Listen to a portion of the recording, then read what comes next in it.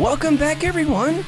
I'm Alexis, and this is Peter, and this is Red Spotlight Entertainment, the show that brings you all of the latest stories coming out of the world of movies and more, and today is no exception. We've got reviews for some of the frontrunners for award season. We've got so many updates from so many guilds of what is going on in the Oscar race, and of course, tangents and rants galore from some of the shows that we have been talking about. So that's today's show here on Red Spotlight number 373. There is that. So let's not waste any time here, and let's start off with really what's most important. As of this moment, this fucking Blu-ray just fell from the sky and hit me. Wait, which Blu-ray? Let's see if it's a sign. The last one. That's pretty funny. I guess that's a sign for its Oscar chances. Yeah. Which are none. Zero, zip, nada, nothing. Nope. If you want to listen to our review of The Last Duel, it's a very good film. Peter and I talked about it in our last podcast. So... Yeah. That was the 3.5 hour one, right? It was a 3-hour one. Oh, the one before that. 3.5 hour. That was a longer one. The 3.5 hour one. Yeah. So we'll see if today is any different. But starting off with what is most important today, as of now, streaming on HBO Max is Guillermo del Toro's masterpiece, Nightmare Alley, which absolutely none of you assholes went to go to a theater and saw because you were too busy watching Spider-Man. We did this time. We did see it in the theater. Yeah, you and I did see it. Not unlike The Last Duel, which we were trying to, but again, it was kicked out of theaters so quickly. And then again, so was Nightmare Alley. So it's streaming now on HBO Max. We did a review on that film a few weeks back, and Peter and I both loved it. And similarly to The Last Duel, it is one of the best movies of the year. Speaking of Oscar chances. Yep. Or zip, zilch, nada in that conversation. So that's where I wanted to start things off with. And of course, Peter and I will be doing our very best to catch up with all of the other films that are left in terms of awards season. In the future, we will be bringing you reviews on Tick, Tick, Boom, Cyrano, Mass, Pig, The Lost Daughter, and many other films, which hopefully we will get to. And then at some point, whenever the new movies actually start for 2022, like the Batman, I imagine, is the next big one in March. We'll get back to you on that. Yeah, there hasn't been... There's nothing. It's like a slow year. Yeah, it's a slow start to the year. And I think maybe by design because of a quick surge that happened, you know? Yeah. So it'll pick up, though. Before you know it, it'll pick up. And we have a lot of big movies to catch up with this year. You know, we've got The Batman. We've got Doctor Strange. We've got Thor Love and Thunder. We've got Spider-Man Across the Spider-Verse. There's Knives Out 2 that comes out this year. So many wonderful movies. Moon Knight. That are great. Yes. Well, that's not really a movie. That's a TV show. Damn it. Which David and I will be having weekly recaps of all 6 episodes of the miniseries Moon Knight, coming this March, actually, on Disney Plus, which it'll be interesting to have Moon Knight in Disney Plus and then the Batman in theaters at the same time, which, if I'm not mistaken, isn't Moon Knight aesthetically anyway similar to Batman? Aesthetically, it's like an inverse Batman. I see. Okay. A white crazy person in a cape. Well, not like a white person, but like a white costume. They're both white. I see. I mean, who isn't these days, right?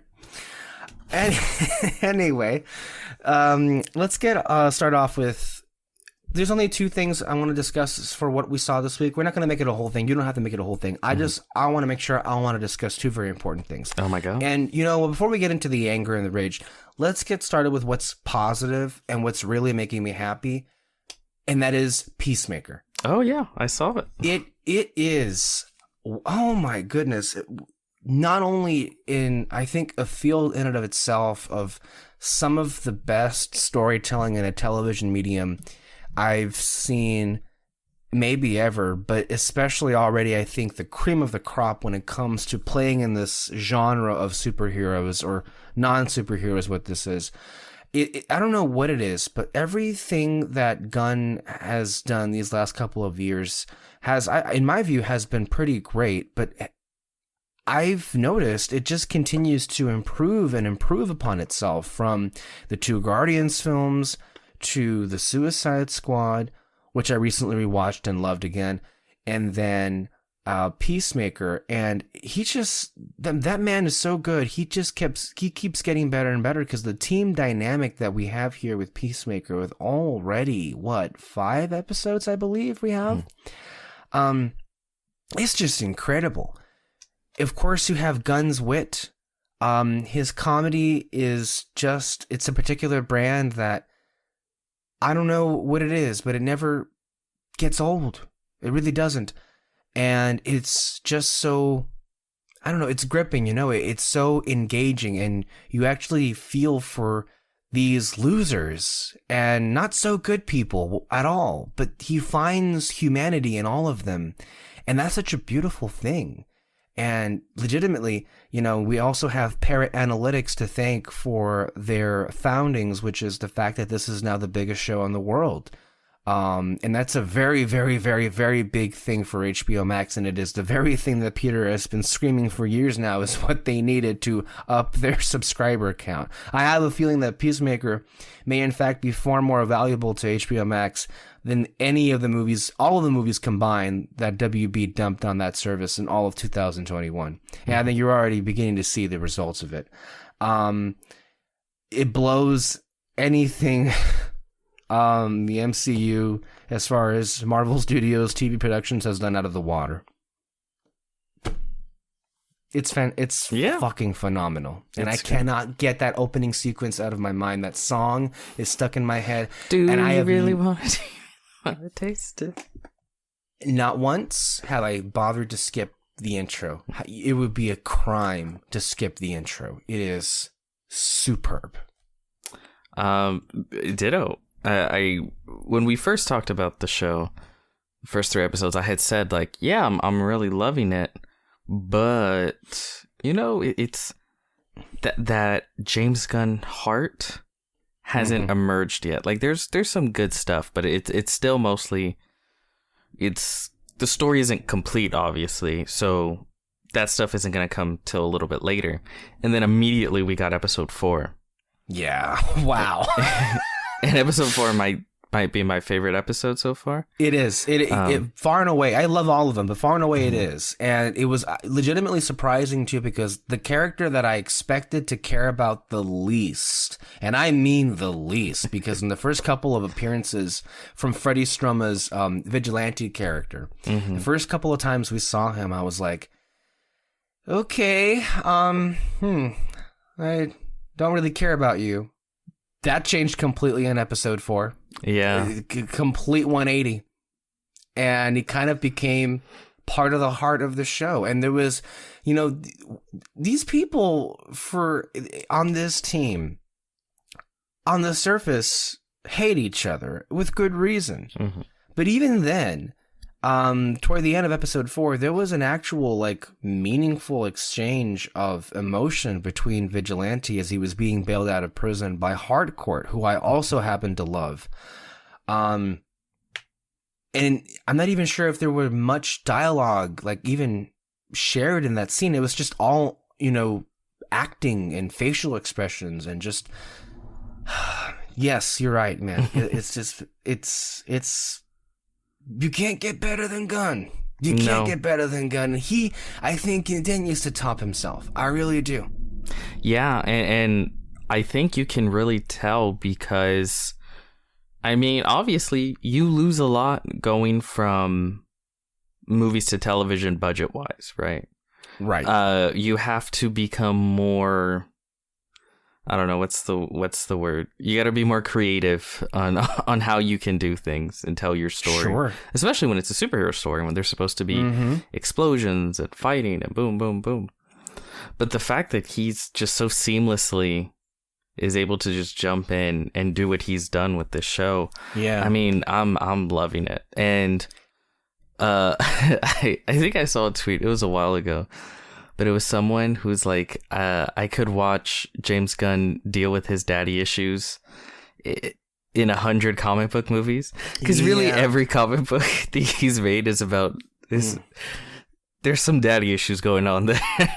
They're all over the place. I mean, it's almost kind of become to the point of Spielberg, right? Because the running thing with him is in all of his movies, really, or most of his movies, were a father-son dynamic that was a key component of that film. Mm-hmm. And I mean, I agree. Like, I could watch.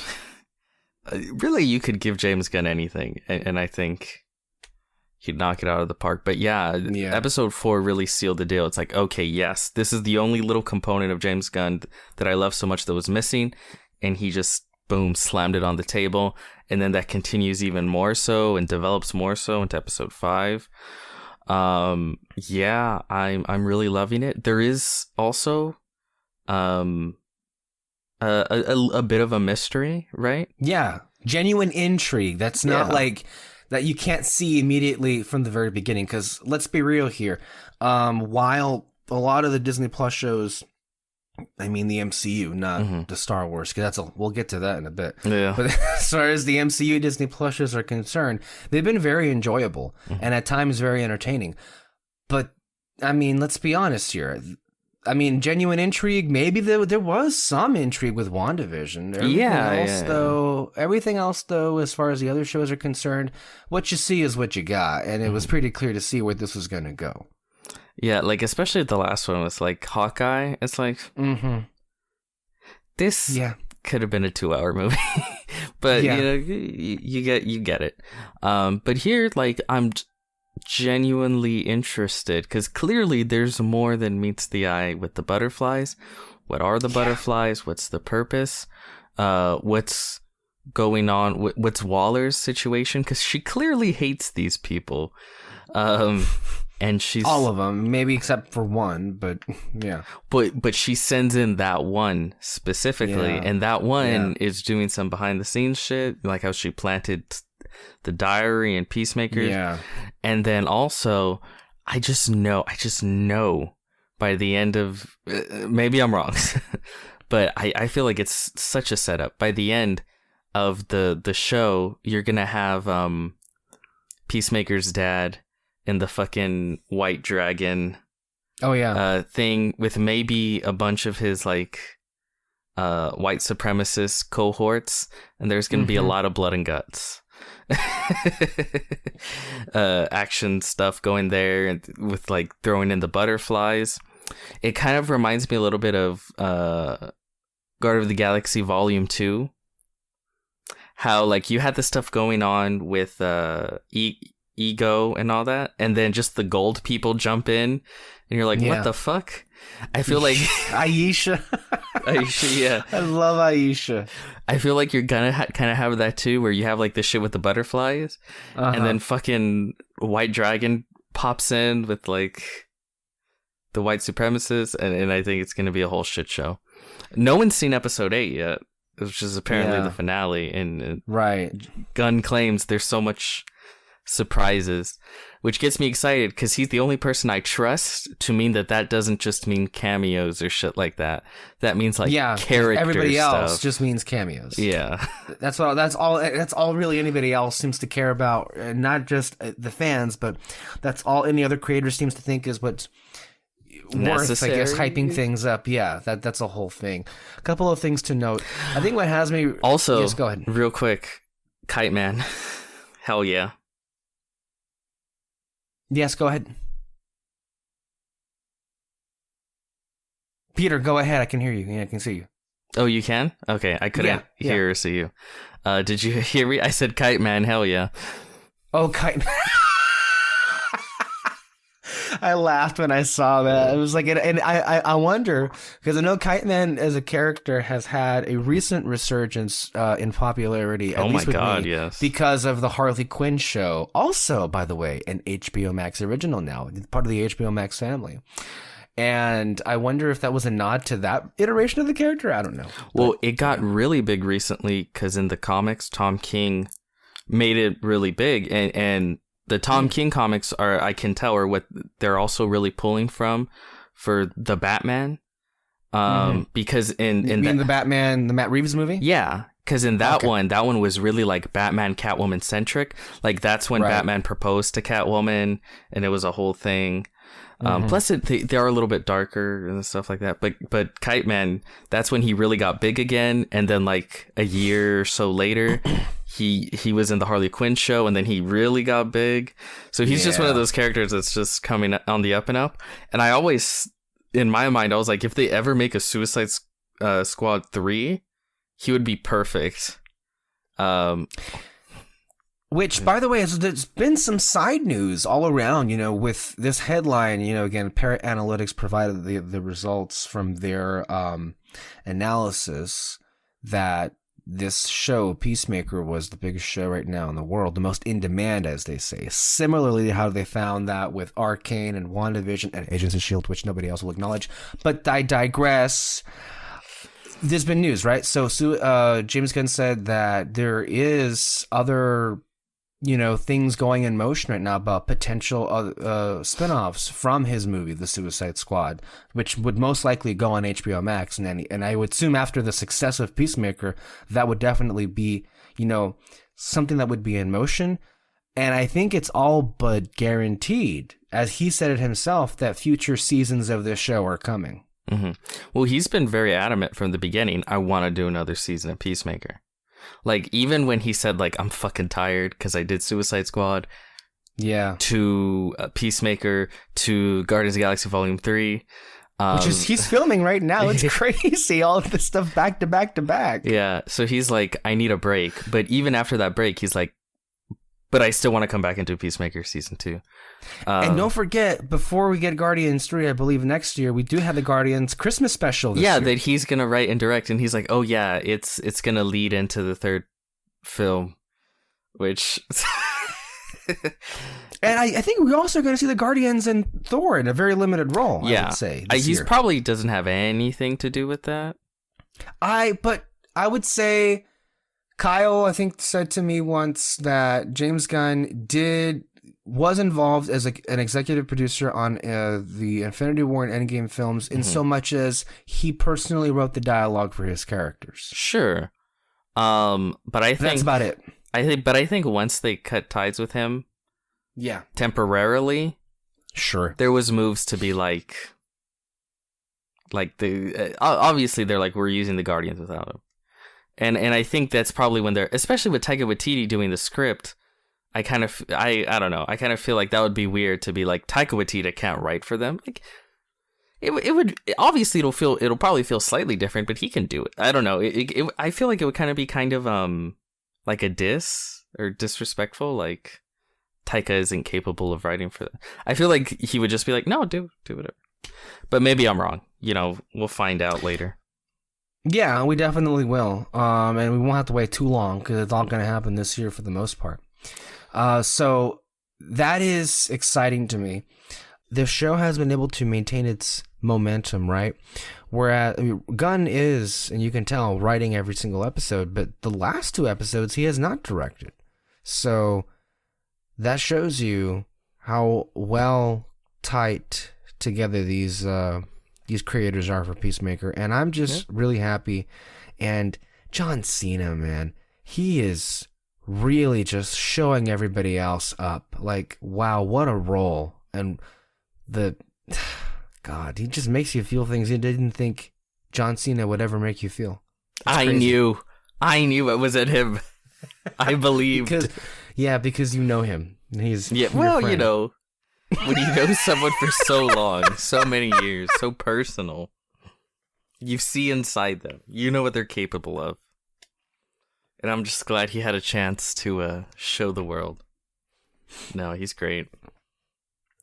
So, go watch Peacemaker if you haven't. I cannot believe how the person that won't shut the fuck up about how much he loves the Guardians of the Galaxy and how much he loves James Gunn, I cannot believe that person has not watched Peacemaker. Can you believe the bullshit he tried the other day? Bullshit. He said that, I don't do week to week. I don't do week to week. Is that new? Is that like a New Year's resolution? This fucking I don't do week to week. Get the fuck out of here, you bitch. But this always happens. He's like, oh, well, no, I can't. I guess because I don't do that kind of shit.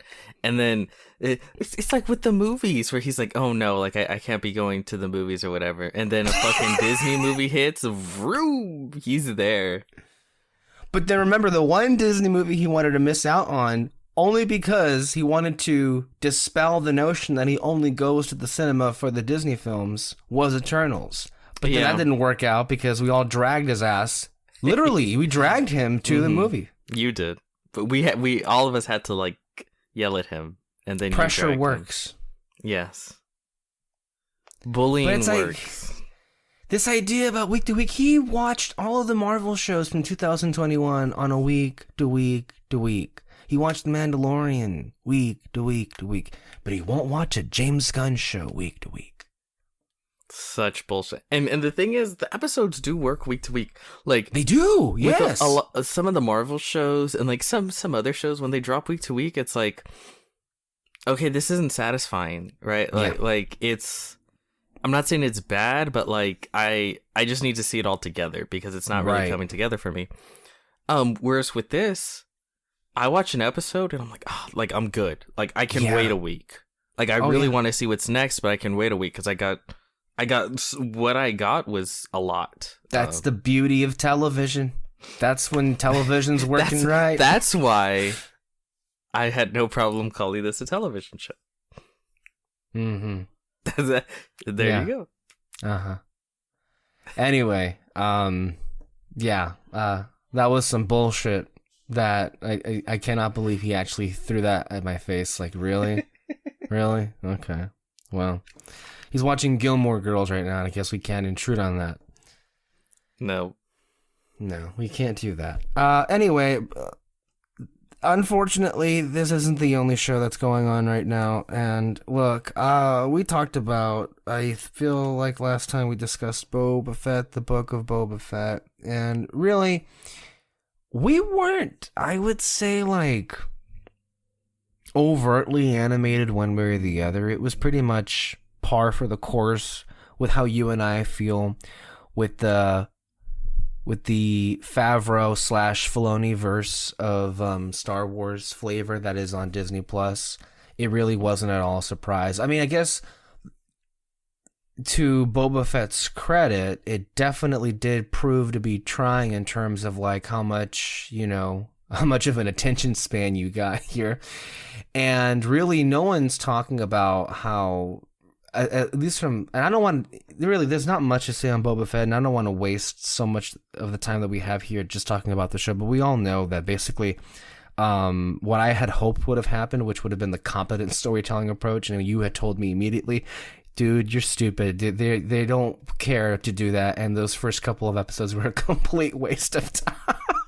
And really, I think the curtain really was like pulled back again. The first 4 episodes were a waste of time. Apparently. Yes, you're right. Yeah, but the curtain was pulled back, and evidently all this was to stage a Mando Baby Yoda reunion, and that's where we're at. And yeah, that's it. Look. Let me just be real here. These last 4 weeks with this Boba Fett thing. It's been fine, honestly, it's been aggressively fine, but it didn't get to the point of me being enraged, as many of the Mandalorian episodes, particularly from season 2, left me enraged. I don't know which one left me more enraged, whether it was the episode where Boba Fett was brutally murdering stormtroopers, or where Luke Skywalker came back and destroyed all those battle droids and everything. I don't know which one pissed me off more. I'm not even sure. Did you even finish that whole last episode? No. No. Okay. There's no point. Yeah. Like, I'm so aggressively anti-Mandalorian now. I didn't even watch this last episode. And honestly, I thought about it for 5 seconds. I thought about it for all of 5 seconds about making you watch this, and I'm like, no. I mean. What there was. I know what it is. There's just, I've seen enough Mandalorian to know exactly what it is, exactly what people get excited for. And this is what I mean when it's like, I just don't get it. Like Star Wars, I feel like Star Wars turns even the most level-headed individuals into like mush, their brain. Because you shared with me people that I think are well respected and like try to look for more in this kind of media, you know, not just the most boring surface level shit. And even they're like, oh my gosh, the references, it was just like the Phantom Menace. I saw that when I was a child. Oh my goodness. I don't care. I don't care. And it genuinely seems like this entire show is just like a showdown with Boba Fett and a million cameos versus the Pikes. Like it seems like that's what it's gonna be. Yeah. Like we're gonna get together because of course like Mando's back, but they're gonna pull in a shit ton of like Easter egg bounty hunter characters, right? Yeah. And then it's gonna be like, oh, and they're all gonna take on the Pikes stuff, and it's like, man, I don't care, man. Like how poorly done was that? Yeah. Like the entire series leading up to it, it was like it's insane to me how useless those flashbacks were.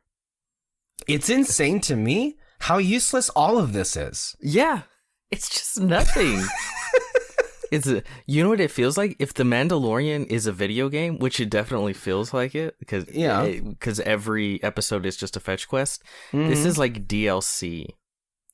The extra content you can download for like $5 after you finish the main game, and it's kind of most of the time it's like a small useless story of like maybe you get to play as a new character for like an hour or two, or something like that. Of like new story, but it's like useless story. Usually, it's just like, what was this character doing or whatever. This is what it feels like. It feels like Mando DLC. Mm-hmm. It's just bonus content. That's what it is. It's like nothing. It's not so far anyway, and it sucks because what's his name again? Tamora. I really like Tamora. Ming-Na. I just love everyone in this show. And it's like, you gave them nothing.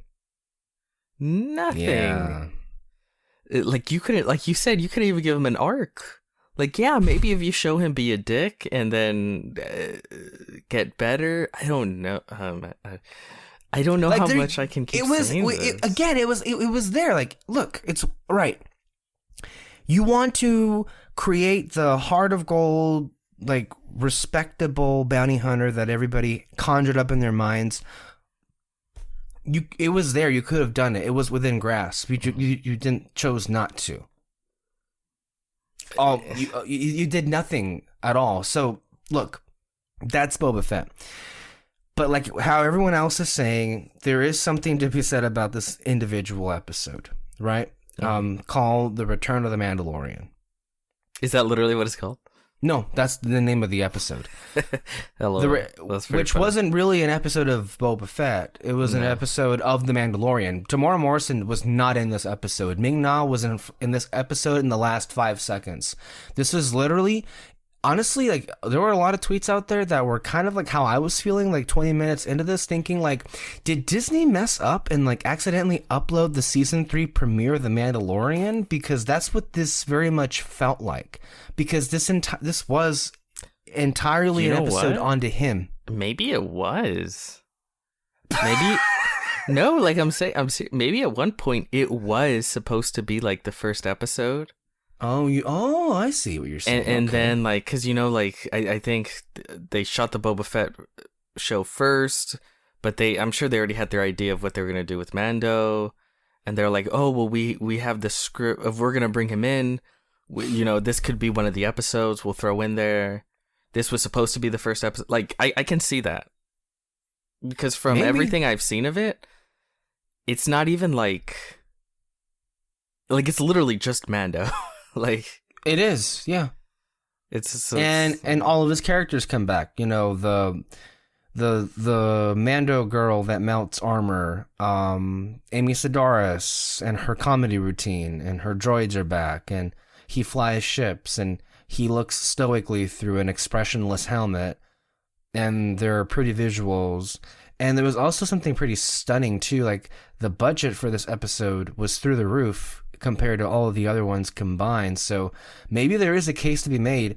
This was just retooled as another episode for Boba Fett. Maybe they only did 6 and they wanted 7. And maybe. So it's like maybe like a Boba Fett show was just thrown out at the last minute, and they're like, yeah, like we'll put something together in between the seasons, and it'll lead into season 3. Like I'm saying, it just feels like DLC. It doesn't feel like they actually like tried with this Boba Fett show. I don't. And the thing is, with this episode of The Mandalorian, which is really what it is, I was bored. I was so aggressively bored. It's just like, for how little interest there was already with Boba Fett. At least I had Tamora Morrison. Mm-hmm. At least I had Big Nawen. With Mando, I get nothing. Like, okay, sure, Pedro Pascal plays the character. Would you really know it if you didn't know it? Like, you don't see him? Okay, sure, it's his voice, but was he really even on set? Like, this entire series, and this episode was the best representation of it, has just been so disgustingly artificial to me. And honestly, it's progressively getting worse and worse. You're right, the first 3 episodes of the show were the best. I wouldn't say they were great. I think they were good, but they were what they were. But it has been a steep decline. And with every passing episode, and you saw how the last 4 weeks, I didn't mind the Boba Fett things. I was like, okay, whatever. And a lot of people were, in agreement that, okay, it's not great. But it also was kind of frustrating to you and I that no one seemed to really point out the fact that Jon Favreau wrote all those episodes. Jon Favreau is in charge of the show. Jon Favreau created the show. He also runs The Mandalorian. There's something maybe you people are not connecting here. And then the second this episode drops, all of those worries or criticisms that they were, poor fucking Robert Rodriguez, he was the scapegoat here. And as soon as this episode dropped, all that went out the window and everybody went back to basically performing oral sex on this episode. Honestly, this is not even, I feel, hyperbole.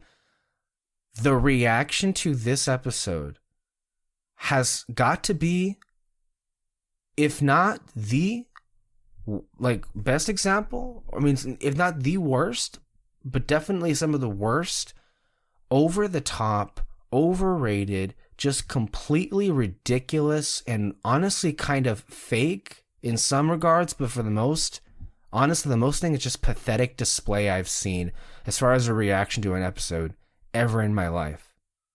It is just, honestly, it is just so appalling to me how people, and I know I shouldn't be appalled, people have different tastes, people like different things, that's fine, right? But it just, you have to keep in mind that this is from the context of a Star Wars fan who has repeatedly for the last couple of years been given the finger by this company and saying, no, we don't really care what you want. We're going to listen to the masses and just give them exactly what they want. I mean, it's a company, right? Well, sure, but it's easier, but it's also lazier. And there's no meaning to anything. This episode was a perfect encapsulation for what The Mandalorian is. And It is nothing. Every praise. I genuinely tried to find anything substantive in the praise that went into this episode, and literally all of it is just oh my god, the references, They And he's referenced the on- Phantom Menace. Did you see the homage they paid to the pod racer? Did you see how they just copied every single shot again? Did you see how they took a useless background item from an old movie again? Do you people not see the formula here on display? Do you think it is some kind of like achievement to basically look back at the old films, look at some trash in the background, bring it back and think that is something to be, I don't know, proud of or to congratulate as if it were anything special? Yeah, it's like I don't know if I was nice, but in the past I feel like I've been pretty like, well, you know, people like different things, you know, whatever. You know, obviously I feel different, but you know, I get, you know, if you're into that stuff, then okay, it's for you. But with this episode, just looking at the things praised, I'm like, this is getting pathetic. I think we're there. Like people unironically being like, that's the piece of junk that Han grabbed when they were in the trash compactor in A New Hope. Oh my gosh, who cares? Oh my gosh, we got to see Mandalorian live action. Who cares? Who cares? There was nothing to this episode. It's just he gets a new ship, and I guess that's it. Yeah. And then of course I saw the ship, and it's like, oh, it's a Naboo TIE fighter. Mm-hmm. A Naboo fighter. Why? Because. Because honestly, like, he's a bounty hunter. He can't be in a fighter. He needs like a big ship. The Razor Crest was his home. Yeah. Remember in the first episode?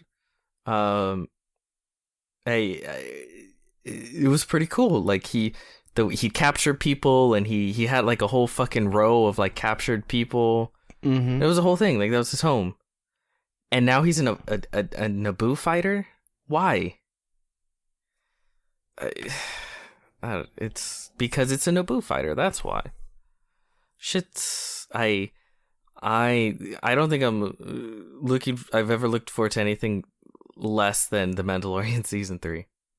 And I can already tell that The Mandalorian Season 3, again, it is gonna be about Mandalore. And it's gonna end with maybe like 100 Mandalorians or some shit. Fighting, I don't know what the fuck what. Probably the Empire. To retake Mandalore. Even though it's dead. Well, they'll find some way to bring it back.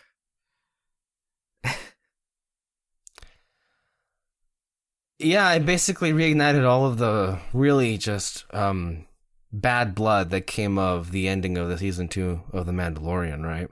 It brought all that back to the surface, but honestly, it's just, I think the word pathetic at this point is, I think, the right word here, because again, you're trying to apply a lot of the praise that's being thrown at this episode.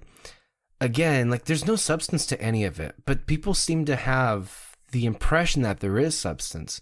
One of the most hilarious takes I saw this week was this piece of saying how The Mandalorian really is an allegory for religious oppression. What? I'm not even joking. You mean the terrorists? Yeah. The fucking Death Watch? The literal religious extremists? Fucking space ISIS?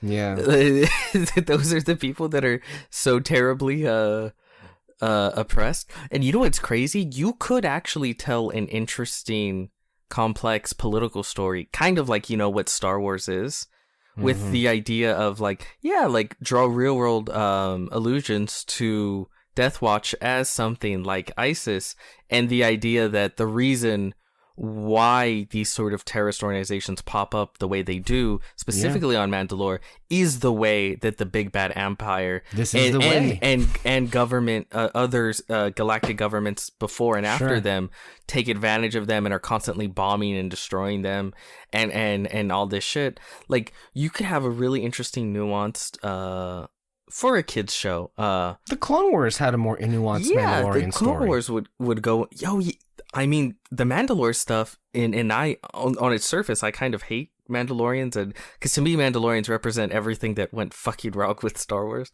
to begin with. But I loved the Mandalorian stuff in the Clone Wars. I think they utilized it in really fun and interesting ways, character wise as well.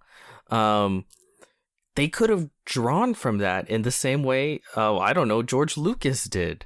George Lucas, if you're looking at the original trilogy, he didn't give a shit about the sci-fi aspect of the story. He really didn't. No. They grabbed junk, they made it look kind of spacey, and they threw it everywhere. What he was more interested in is, you know, the adventure aspect and the characters and the political undertones that and now everything's been flipped on its back. Now the people who run Star Wars are interested only in the trash that was accumulated in the background and making that the focus. Kind of like Boba Fett. The focus is the trash. I wouldn't call it trash. It was literally trash, but I call it, to me, it's like the icing, right? Like, yeah. When you eat a cake, the icing, or it's like, I don't know if you ever did this when you're a little kid. I remember my parents would get pissed off. You get a cupcake, and then you just lick the icing off the top. Oh, of course, that's what you gotta do. Yeah. And then they hit you and be like, "What the fuck are you doing? You eat the cupcake. Don't just lick it off and leave it." It was easier to just lick off the icing first. Well, no. I'm talking about kids that lick the icing and then like, okay, I'm done. Oh, well. Yeah, that's what I'm talking about. Like, okay, I'm done with this cupcake because there's no more icing on it because I licked it off. To me, all the quote unquote lore and space fantasy stuff with Star Wars, that's the icing, right? Mm-hmm. And what I feel, the actual like cupcake aspect of though is everything else. And what it feels like now, Star Wars is just icing. Like, that's all it is. Like a little kid that you just want the sweet parts. They complained and bitched and moaned so much that's kind of all that's left of Star Wars, right? It's just the lore and how it connects to each other and looking badass, and then that's it. I mean, again, look, if you enjoy the show, fine, but my main critique is, and one of the reasons why I've always been so mind-boggled as to why this is so successful is, I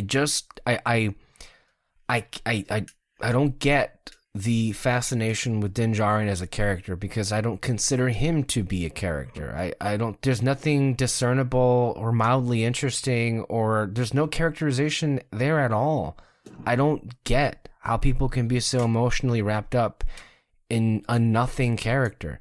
And this episode was just him being a bounty hunter and then finding a new ship and riding that ship, and that was that. And to me, this was kind of like, this was it for me. Like, I feel like, to me, it's not so more difference of opinion any longer. And I mean, and I direct this more so toward the critics / media personalities that you and I follow, the less though the fans. The fans are what they are, and you can't change that. But particularly the critics, right? This did it for me, where I'm just on the board now, on the boat now, that everybody has lost their damn minds. I told you we're on an island when it comes to this. They've just lost their damn minds. I don't get it. I don't get it, and it just makes me so sad that these people have so much sway and influence, and that Lucasfilm takes these people's opinions seriously. And look, I have... Yeah, go ahead. I was going to say, I don't even think we're asking for a lot. Because like I said, I unironically enjoy the first 3 episodes. It's not deep or super out there storytelling, but there is storytelling going on, right? Mm-hmm. Like, even if it wasn't for me... If there was still just like genuine storytelling and characterization going on, I could go like, well, there's, it's not for me, but it's there, and I get why people like it. But now it's just like, oh my god, that chair was in the background of episode 2, Attack of the Clones. Oh my god, and then they scream about that for 10 hours, and it's like, that's why I said like it's getting into the realm of pathetic, and like I don't. because there's nothing, just nothing. If there was even something there, I could go, okay, differences. But there's nothing to even have a difference in. Like, there's no story, there's no characters. All right, go ahead. This last episode left off with the implication they're gonna go get Baby Yoda from Luke, so Baby Yoda can help with the fight against the Pikes. I'm not sure if anyone has shared that with you, but that's how the episode ended. Okay, wait a minute. Yeah. He's a baby. What the fuck is he gonna do? The episode ended with Din Djarin saying there's somebody we gotta get first. And the whole episode was leaning hard on him missing Baby Yoda. And so now he's gonna go get the baby to help in the struggle with Boba Fett and the Pikes. Do you think maybe he meant Luke? I gotta be honest with you, if that's what he meant, I think I may kill myself. Do you think you'll get a scene where Luke's like, hey, no hard feelings, Boba? Dude. And Boba's like, no, none required. And then they do like the arm thing from fucking Predator. Like, Dylan, you son of a bitch. And they're back to back. Like Boba Fett and Luke Skywalker with his lightsaber and him shooting guns.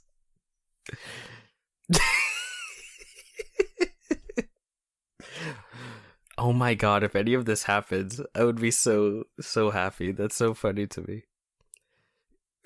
Because this whole thing of like, oh, I just gotta go get him first. For what? Why would you get him just to take him into the implication was for this. Take him into a war zone. Like, yeah. To me, getting Baby Yoda doesn't make sense, but getting Luke Skywalker, maybe? I'm trying to think who else he could mean. If they get Luke Skywalker, I'm going to have to watching so many reaction videos of grown men crying. Like literally coming on their webcam. But see, now I want it, because that's just so funny to me. What is he going to do with what's Baby Yoda going to do? It's a fucking baby. You're going to throw it out there and like do the Force. And they grow extremely slow.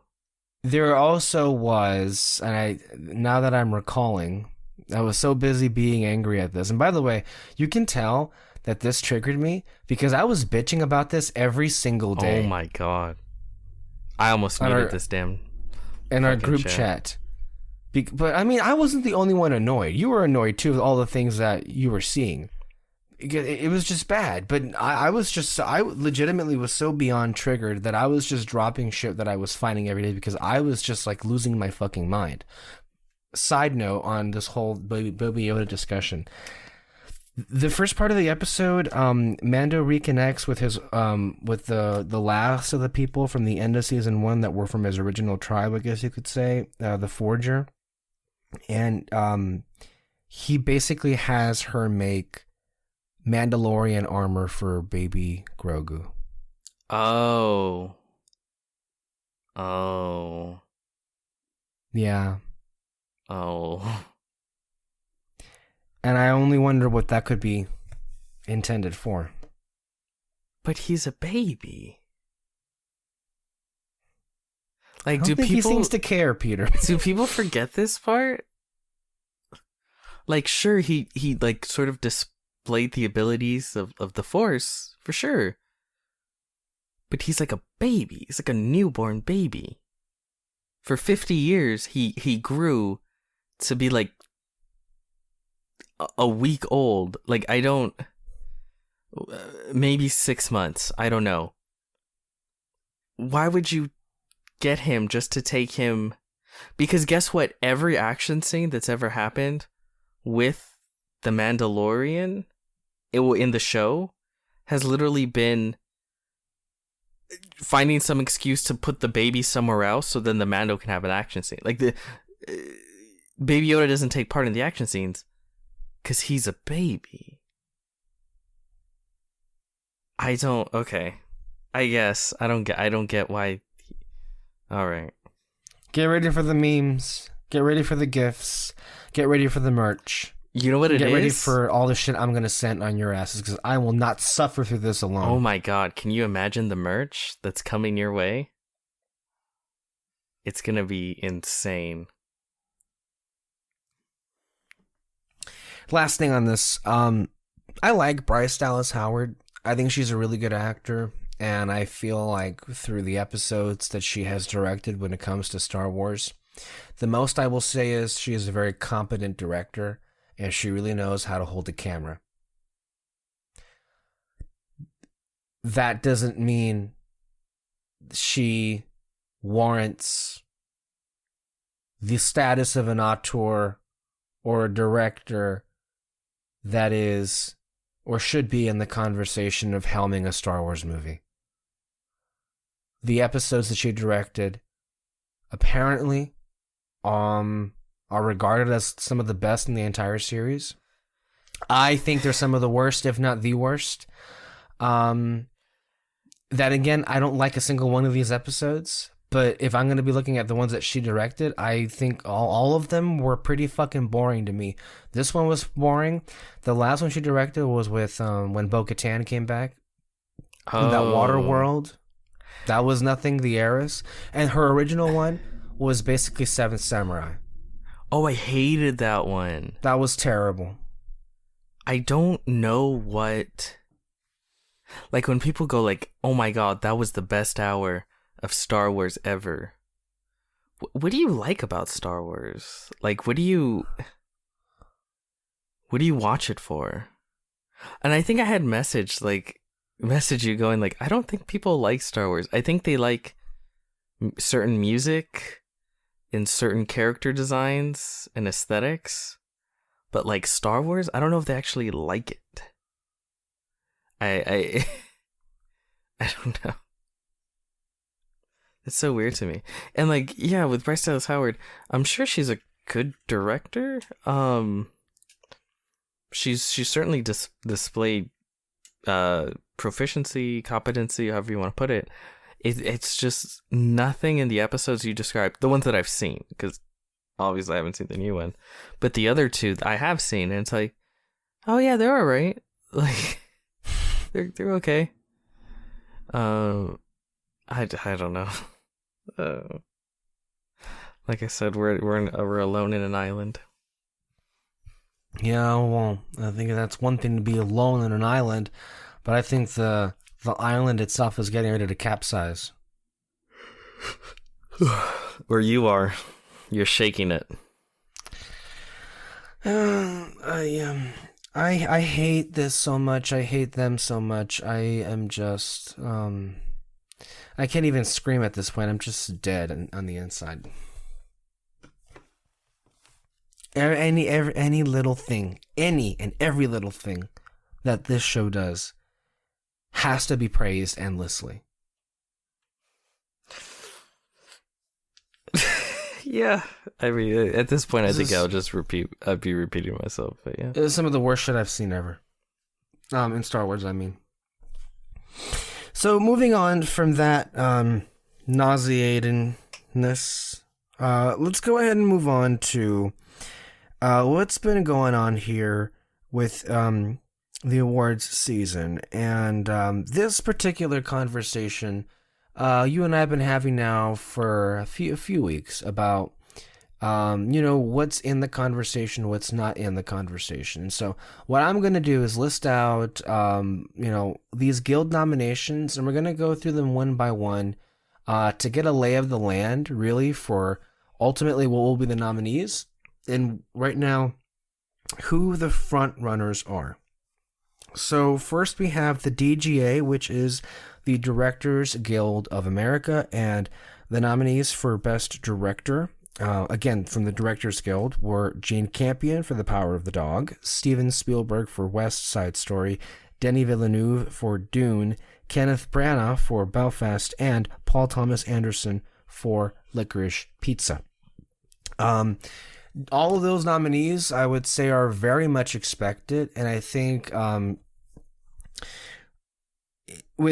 think an argument can be made for all of them, definitely deserved. Also, I mean, personally, it's just really sad not to see Guillermo del Toro in here for Nightmare Alley. That's a tough one. And yeah, those are the nominees. Anything to say on those nominees, Peter?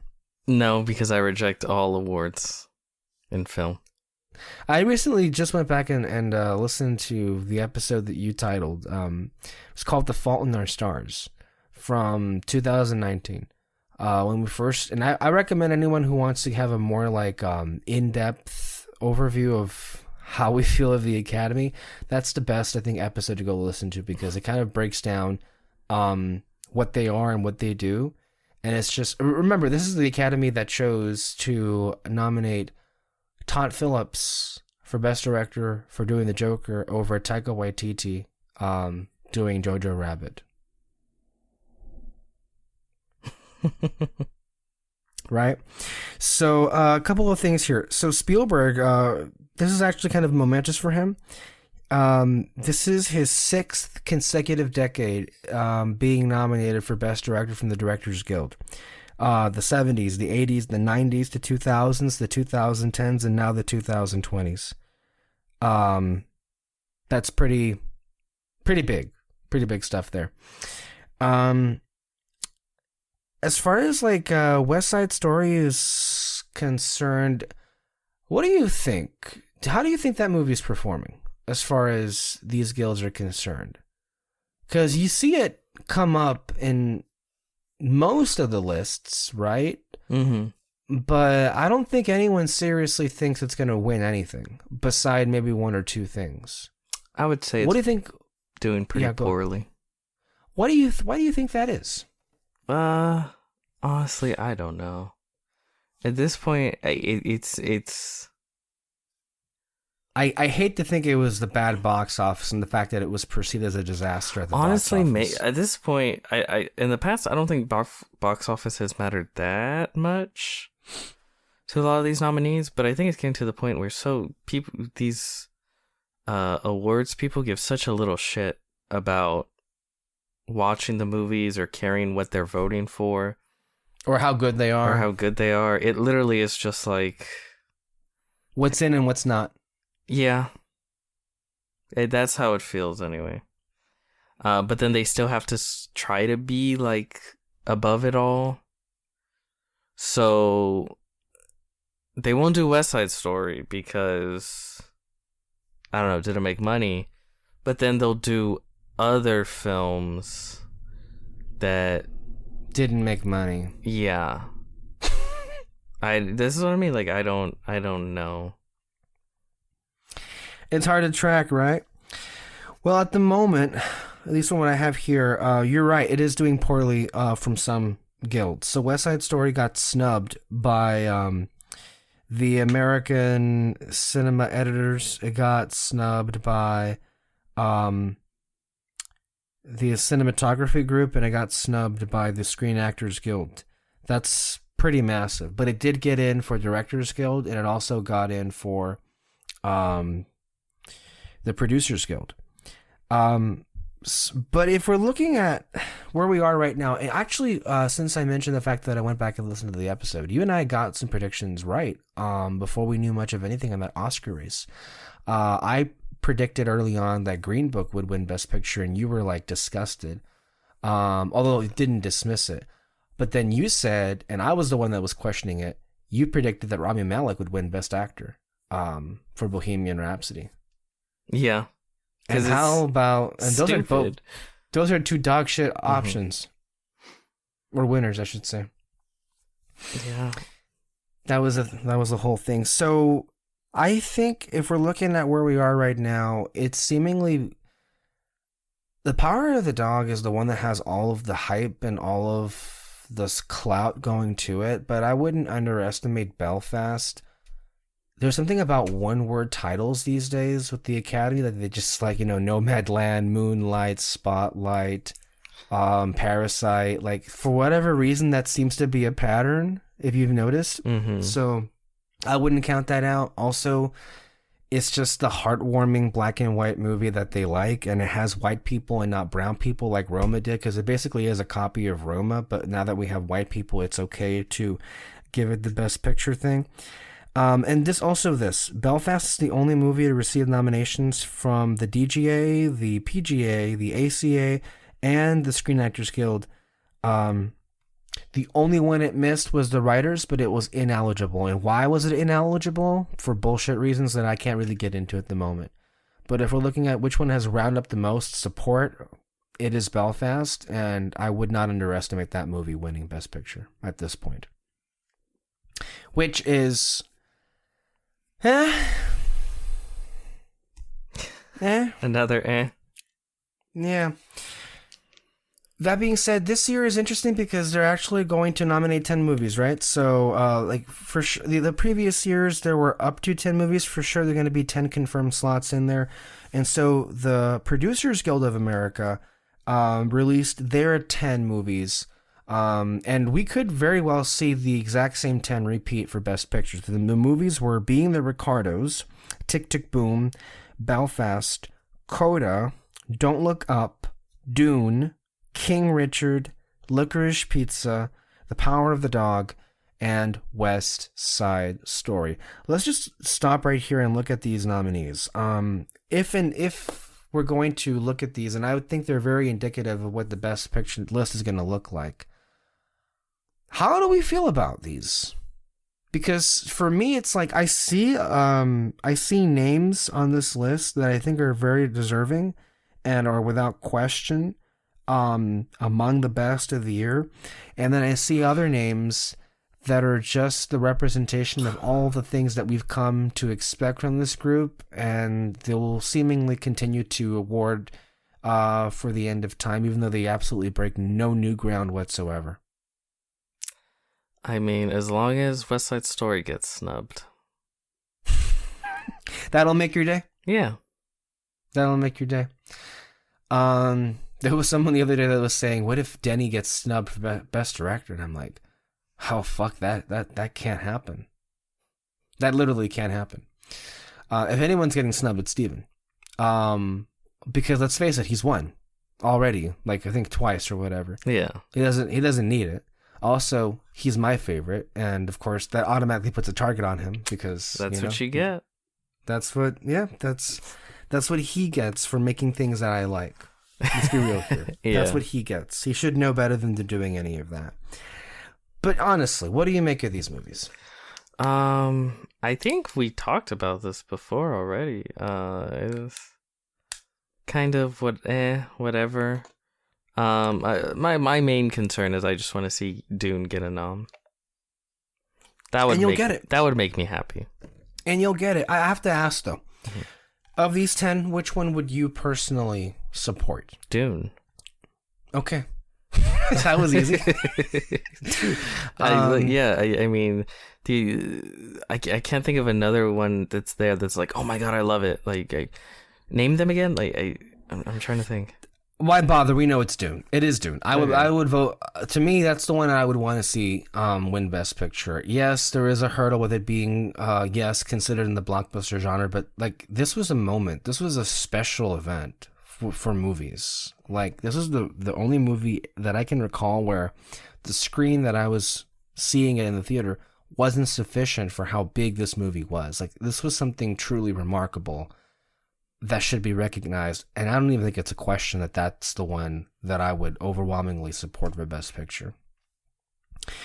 Your other options were West Side Story, The Power of the Dog, King Richard, fuck that. Well. Don't Look Up can go fuck itself. Coda deserves the best Hallmark movie of the year. Of any year, probably. Belfast is White Roma. And they couldn't give it to Roma, so fuck it. Why give it to Belfast? It's just a terrible look for you. Tick, Tick, Boom was good, but not Best Picture good. And I'll get into my feelings on Tick, Tick, Boom when we review it. Did you see it? Yeah, I did, yeah. If anything, I know one of the things you always deliver is unique, interesting, and hilarious reactions, in particular when it comes to musicals. that never fails. Every musical we review, there's always a thing with you. Even La La Land with that whole like jazz sub commentary of what Damien Chazelle was trying to say, even though, well, I don't want to relitigate that, but every fucking musical that's not like a Disney musical, there's always something with you. You know that, right? I have yet to see Cyrano, so we'll see. It's Cyrano. Cyrano, yes. It's called. I saw it recently. Mm-hmm. That's gonna be an interesting conversation when that happens. Yeah, that was the whole thing. Also, I think what's noticeable about these 10 movies is the Producers Guild is usually the most favorable to blockbusters. So, in the past, they've nominated movies like Wonder Woman and Deadpool for Best Picture here. Holy shit. Yeah, they really have. So the fact that No Way Home didn't get into this one kind of means its chances are dead for Best Picture. And can I just say thank God for that? Because look, I have been saying, and you assholes better sit the fuck down. I have been screaming for years that yes, blockbusters are a real genre of film, and all genre of films should be recognized, and we're talking about the best of the best. That's why we said Dune should win this year, right? That's a blockbuster. Okay, no one seems to take that seriously for a Best Picture winner, but they should, right? Yeah. But in the case of No Way Home, in particular from fans of the film, look, I would be far, and in years past, I was far more, open and receptive to movies like, Into the Spider-Verse and Endgame, in Last Jedi, I would say, strongly so, that they should be in consideration for Best of the Year, because there were some of my favorite movies of that year. But because of the state that we're in right now, and I keep seeing all these like Marvel stands, Marvel accounts of like, but it's the best movie of the year. It's the best movie of the year to you because that was the only movie you saw that year. And this time we got the receipts because that's the only movie that made fucking money the entire year. The other ones were all Marvel too. So if you see 1 to 4 movies a year, I'm sorry, but can I just say, you have no business being involved in a conversation about, like, whose opinion we take seriously when it comes to this. Like, no. No, it's like, fuck you for not seeing everything else. Like, no. Like, the fact that this was the only movie that makes... It passed... What was it? What movie did it pass the other day? It passed Black Panther. It passed... Did it pass Avatar? It's about to pass Avatar at the domestic box office. It's like, how much more success do you want for this movie? No, I think it's got more than enough. I think it's it's time to move on beyond. It does not need a Best Picture nomination. Also, it's not that good. Sorry, like it's not worthy of a Best Picture nom. I enjoyed it. I had fun. Yeah. I was trashing it all the way to the point where I saw it, and guess what? It won me over. Kudos. That was kind of a miracle. Yeah, I give it all the credit in the world, but it's kind of like you know that phrase, you give an inch, they take a mile. Yeah, like if you're like, hey, this Marvel movie ain't bad, it's the greatest fucking movie ever made. It needs Best Picture. We need Best Supporting Actor noms, and it's like with Star Wars, like just like we were talking about. Where it's like if I know if I were to watch a Mandalorian episode where I'm like, hey, that was kind of not half bad, it would instantly be declared like this is the greatest thing Star Wars has ever done. Everyone involved needs to immediately be greenlit for 5 series and 10 movies, and maybe get a Golden Globe or whatever. It's like, fuck, people, chill. Like, you can enjoy shit without like losing your mind about it. Yeah, so I'm happy for that. Anyway, let's get to the writing, right? So the Writers Guild of America, they have the nominees. So they obviously split it into adapted and to original screenplay. So the movies that they nominated for Best Adapted Screenplay, again, mind you that a lot of movies were ineligible, but 5 nominees they had here were Coda, Dune, a rare nomination for Nightmare Alley, West Side Story, and Tick Tick Boom. And then for original screenplay, they nominated Being the Ricardos, Don't Look Up, The French Dispatch, King Richard, and Licorice Pizza. which is all well and good, I guess. The French Dispatch isn't getting love either, huh? This is the only nomination I've seen for this movie, I think, the entire season so far. Damn. That's so weird. Yeah. Like Spielberg, Del Toro, that whimsical fuck who who did the French Dispatch. Wes Anderson. Wes Anderson. Whimsical fuck. Like the. That's what Ridley Scott. Ridley Scott. Well, he Scott? is, but for the wrong movie. Oh yeah, that's true. But like these are like Hollywood royalty, and from all apparent, from what I haven't seen all those films yet, but looking at the reviews and all the chatter around them, all of them got really good reviews, and everyone seemed to really like them. Yeah, but it's just not in the discussion. Oh, and fucking Licorice Pizza with another Paul Thomas Anderson, yeah. Another Hollywood darling. Yeah, and like you're seeing it get noms, but it's not in the conversation for Best Picture. It's not a contender. And like, yeah, it's so weird. Yeah, I don't get it this year. I really don't. If you had asked me before any of this shit, I would have assumed every one of those films would be nominated, and like it would be like a highly contested race. I don't know. So fucking weird. Okay. Yeah, The Power of the Dog, Belfast, and Lost Daughter were deemed ineligible for consideration under the WGA's guidelines. That's why they didn't show up here. But I would say that Power of the Dog right now is expected to get the nomination for Best Adapted Screenplay at the Oscars, and it is expected to win that. Nightmare Alley, by the way, that's another one of these movies, is at the moment expected to get nothing, literally nothing as far as nominations, except for maybe it gets in the screenplay. Maybe its most solid chance is Cate Blanchett for Best Supporting Actress. Like, we could be waking up Oscars morning and there are two possibilities. It gets a single nomination for Best Supporting Actress, or it gets nothing all around the board. I can very much see the nothing. I think maybe they do love Cate Blanchett. I can see a Best Supporting Actress in there. Mm-hmm. Especially because I feel like, especially when it comes to like the actress and Best Supporting Actress races, they're always like lame. Mm-hmm. Is that sexist to say? I don't know. I always feel like there's not much to them. Lately, the Best Actor race has been lame. Yeah, that's true. But like, look at what won recently: Joaquin Phoenix, Rami Malek, Joker. Oh my god, yeah. I mean, last year was an exception with Anthony Hopkins. That was definitely interesting. Yeah, but lately it's been kind of run of the mill. All right, next we have the American Cinema Editors. They're called the Eddies, and they split this up.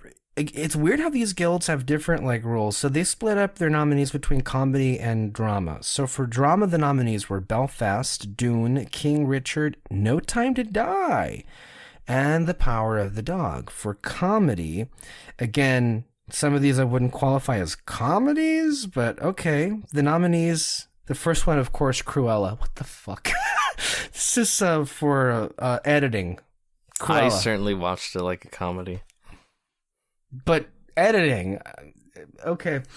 Cruella de Vil. It is a comedy, but I don't think it's a. Well, we'll get into that movie. No, I'm saying that was literally a scene within the film where she's like, I know. That's fucking comedic. Okay, go ahead. Don't Look Up, which, in its fairness, that is a comedy. Yeah, that's a comedy. The French Dispatch. Probably. I haven't seen Licorice Pizza is humorous, but it's not an overt, like, traditional comedy. I've seen it. It's not that at all. Oh, yeah, you're invited to that premiere. And then Tick, Tick, Boom. Tick, Tick, Boom is a musical. Not a comedy. This is not a comedy. It's a musical. Notice that there is no West Side Story in here. But Cruella, they had a spot reserved for Cruella. I don't think any film had more music than Cruella this year. But again, that's the thing. Editing, really? The editing in that movie was what you wanted to recognize this for? It was Suicide Squad. David Ayer's Suicide Squad syndrome of like the jukebox playing a shuffle list of greatest hits from the 60s and 70s at the most weird and random moments. It was terrible. Didn't it was genuinely terrible. Rhapsody win for editing? That's pretty funny.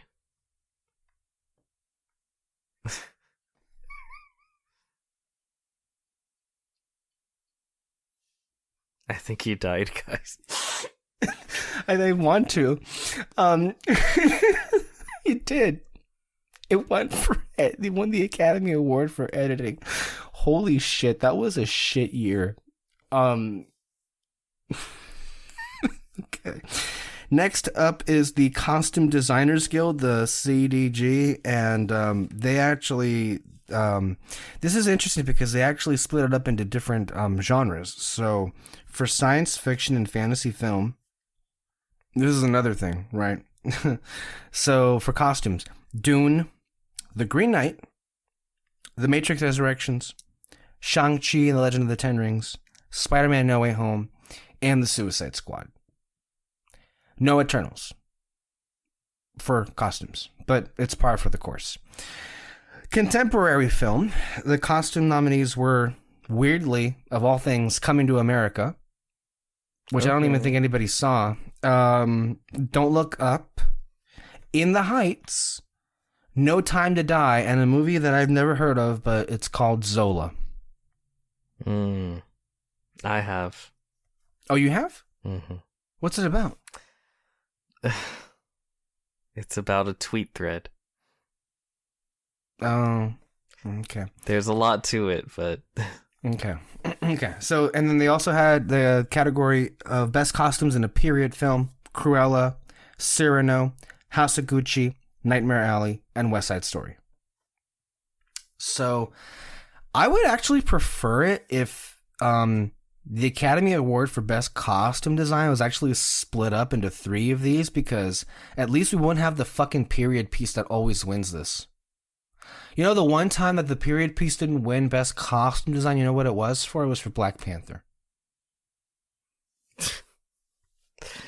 Because that was the year everyone was trying to be like, we're not racist, guys. That was the year, and I mean, I think that was the first black person to win ever for costume design. That category, yeah. Anyway, there's that. Visual Effects Society announced the nominees for the best visual effects. The nominees were Shang-Chi and the Legend of the Ten Rings, Spider-Man No Way Home, The Matrix Resurrections, Dune, Godzilla vs. Kong, and No Time to Die. I think Godzilla vs. Kong is rightfully nominated here because those visual effects in that third act were genuinely jaw-dropping. As well as Dune, which ultimately will win this. The VFX work in Matrix was good. I'm not sure nominated worthy, but I really liked the blend of visual and practical on No Time to Die. And then, well, Spider-Man was fine. And I would say Shang-Chi was pretty fucking terrible, for visual effects are concerned. I think when it comes to visual effects, I think both had times where they were fucking terrible. In Spider-Man? Yeah. I don't like the last battle. I don't like it mainly because it's so fucking dark, I can't tell what's going on. Really? Yeah. Like, I don't actively hate it. Mm-hmm. I'm trying to think of No Way Home and where it was bad. Well, I think it's bad in the general MCU ways. Like you shared that article today where it's like, the reason color doesn't pop in these blockbuster films anymore is because it takes extra work to get it there. Did you believe that when I shared that with you? It's like that's kind of the missing puzzle we needed. So much. Yeah, because they're rendering this shit up until the last second and you can fucking tell. Like there are shots of the Green Goblin mask and when he's talking to it in the alley where it's like, did someone paint that on? there's just bad shit throughout the film, but they did do a lot of practical stuff, right? Like a lot of the combat was practical, right? So it looks pretty good.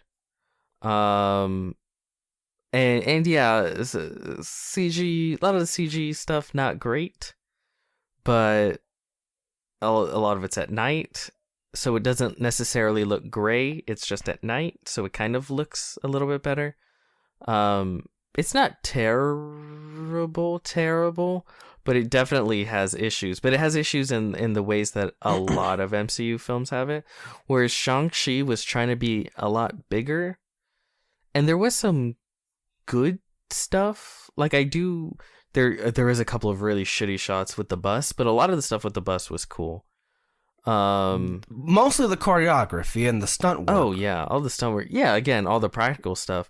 But man, once you get into Taolo, or Kunlun. I want to say Kunlun from Iron Fist. The Netherworld. That's a Mortal Kombat reference. It's just whatever. It's like a Disneyland ride, because they're driving along in their car, and then you have like animals perfectly placed on the side. It genuinely felt like a ride, and visually it was at that level. Like there was green. You know how you went on the Star Wars thing. I haven't yet, but like there's green screen on the side, and you see shit. That's what it looked like. Yeah. And then once you get to the battle, that's not fair to the ride. It looked more real in the ride than it did in the movie. And then you get to the final battle, and it's just mushy, gray ugliness again. Like every time I look at that final fight between Shang-Chi and his dad, it's again, choreography good. Visually, it's just ugly. So ugly. It looks like diarrhea. It's just diarrhea behind them. Diarrhea green screen behind them. And it's artificial diarrhea at that. It's not even real diarrhea. It's just like, it's one thing to make it. It's one thing for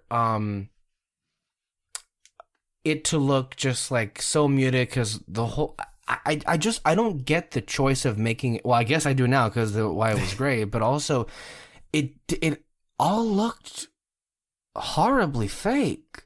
Yeah, like I mean the landscape where Wenwu and Shang-Chi fight on with the rings and everything. One of the key moments in that third act, and it's just like, man, this is shit. It looks like shit. The fight choreography itself is really good. Yes, it's so like undone by everything around it being fucking ugly, and like recently there's been people going like fucking Pirates 3 slaps, which it does. It's a mess. That's a movie. It's a mess of a fucking movie.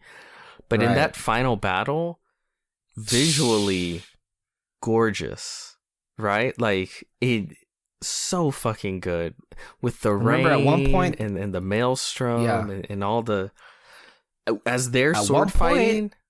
That was the most expensive movie ever made, and it showed. And with Shang-Chi, it's like, oh god, it's so ugly. And I don't blame anyone that works on it. It's just sort of. Yeah, we don't blame any individual VFX artists. They're doing the work that they have to do. And to be fair to them, they're so overworked and underpaid and abused and forgotten in the industry. This is not an attack on them. It's really more so the studio system that's responsible for this, really. Yeah. Right? And cutting corners and like rushing everything, right? So this was an interview, I'm not going to read the whole thing, but from Slash Film. It was Why Blockbusters Look So Gloomy These Days, according to the Shang-Chi VFX team. And the key part of this was they asked the Shang-Chi VFX supervisor, Christopher Townsend, and Joe Farrell, who was a supervisor, if they buy into the explanation that less vibrant color palettes make visual effects integration easier. And this was the quote: "A more muted, subdued color palette is absolutely helpful to make things feel more real, comma," Townsend explained. But says sometimes it's taken even further, and movies end up looking nearly black and white. He gets into the technical details, saying a black and white visual effect is, quote-unquote, generally easier because you're taking out the whole component of color and vibrancy. So the question that we've had here for years is, why do a lot of these blockbusters look so gray? Because it's easier to do it. And it's easier and cheaper and faster to make these visual effects exist when you take out the color. That's really the answer here. Yeah. And again, like Spider-Man No Way Home has that issue as well. Well, most Marvel films have that issue. Really. Most Marvel films. The trailer for Doctor Strange 2 looked pretty good. Did not. It had color in it because, well, look who directed it. But even look at like a film that is sorely, I feel, left out.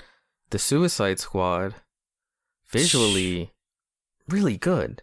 Like the CG, King Shark looks really good. Starro the Conqueror looks really good, and I think that carries over to Peacemaker. We've seen both a gorilla and an eagle, which are two real world things that it's harder for your eyes to, I think, accept because you see it, you know the way it looks, and it's really good CG. Like it looks really good.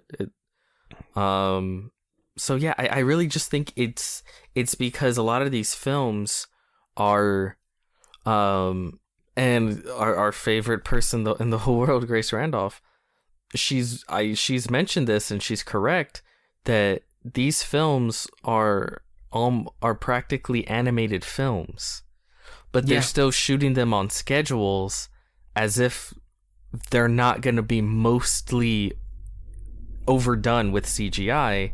So that's where you run into these problems. Because CG films take a lot longer.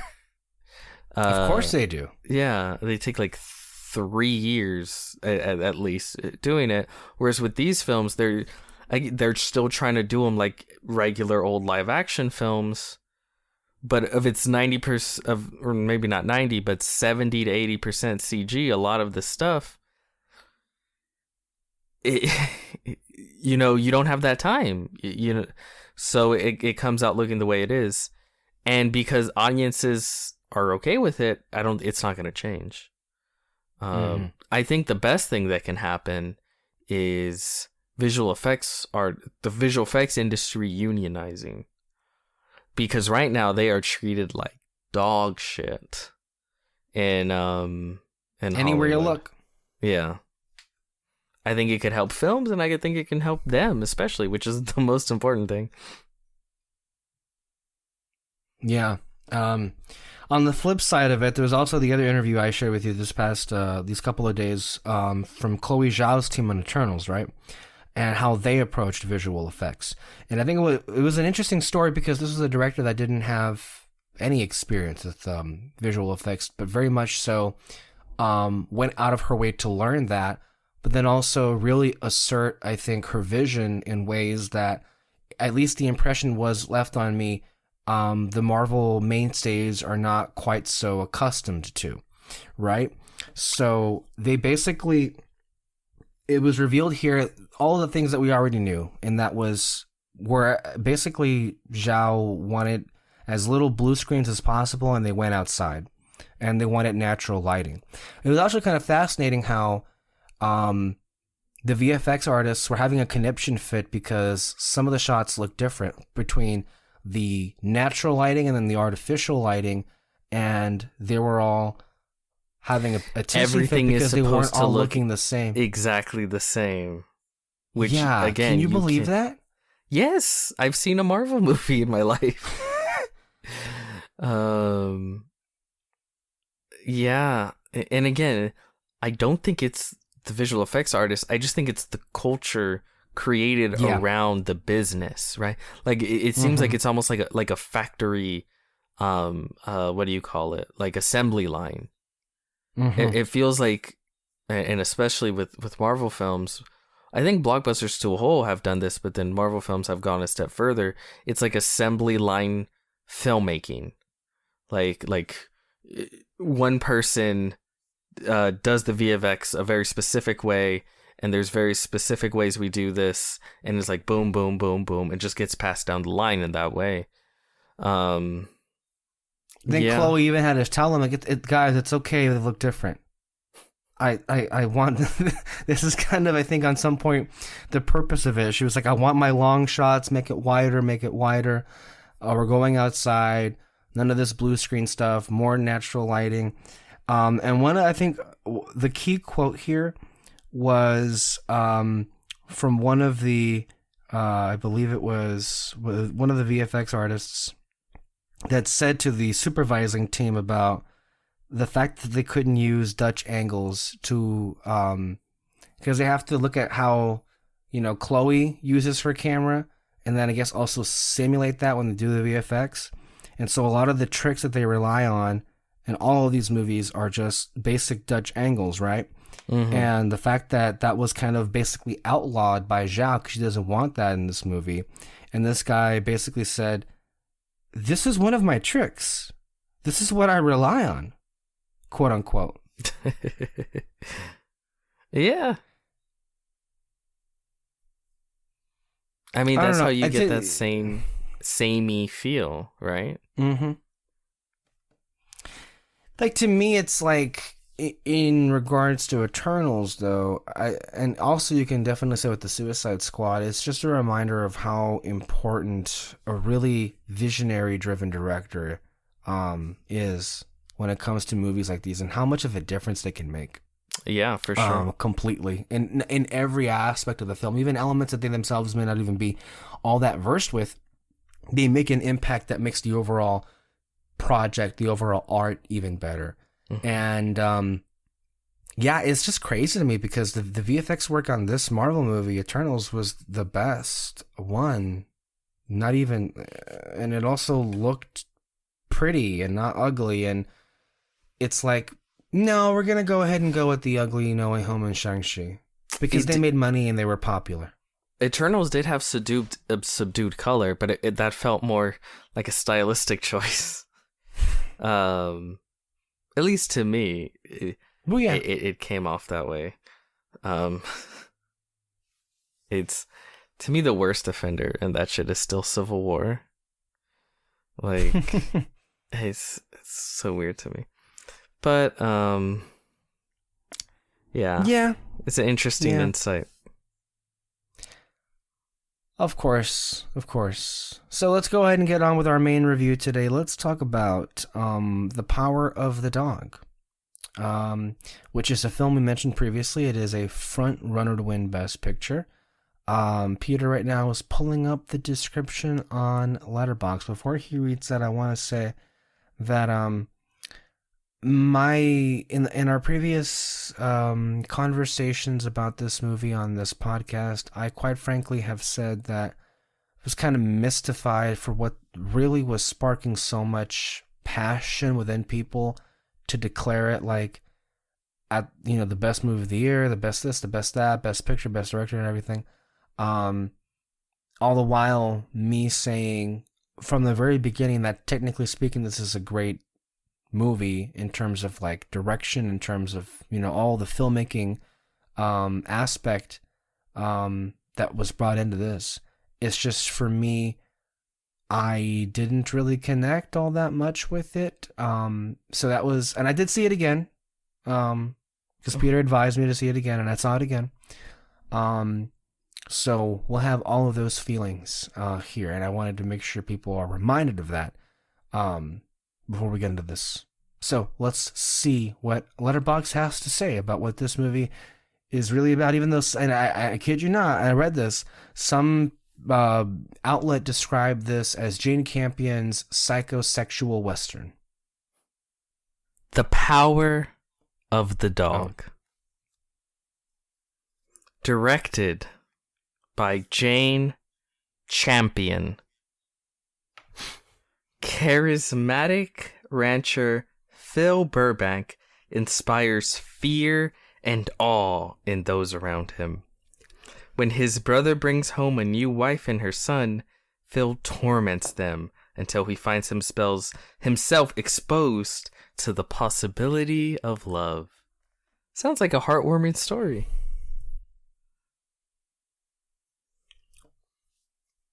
That was it? Oh, I mean, I get starring Benedict Cumbersnatch, Kirsten Dunst, Jesse Plemons, Cody McPhee, Mackenzie Thomason. Only one of those you bother to pronounce correctly. Okay, whatever. Before we start, did you see this? See what? Wait, did you send something? Who said something? Yeah. We were just talking about this. The greatest thing Disney Star Wars shows have given the world is jaded X-Wing traffic warden Carson Teva. Give Paul Soon-Hyung Lee his own show, damn it. I want to meet his family, watch him paint miniatures, listen to him practice the jizz box. Okay.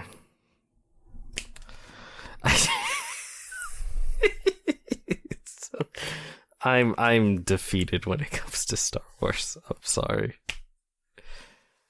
God. That's very funny. So, the power of the cat. Oh, man. Okay. How should we start this? Who goes first? I go first? You go first? I always go first? Do you want me to go first? I'll say that. I'll go first. Okay, you usually go go first ahead. anyway. It's a good thing I went back and saw this movie again. That way I can refresh myself on what was good about this film. And what works here. And it looks great. The cinematography is beautiful. A lot of the shots she captures of the mountain ranges are just literally they're like paintings. God. I want to live there. Yeah. Yeah. Jaw-dropping. It's a wonderfully crafted period piece from a production design standpoint, from a costume design standpoint. The performances are good. And really, ultimately, it's a movie that I kind of got the first time, and I still got this time. I guess not much has really changed of my opinion of this film. It reaffirmed the things that were good about it as far as the craft on display. It's a wonderfully directed movie.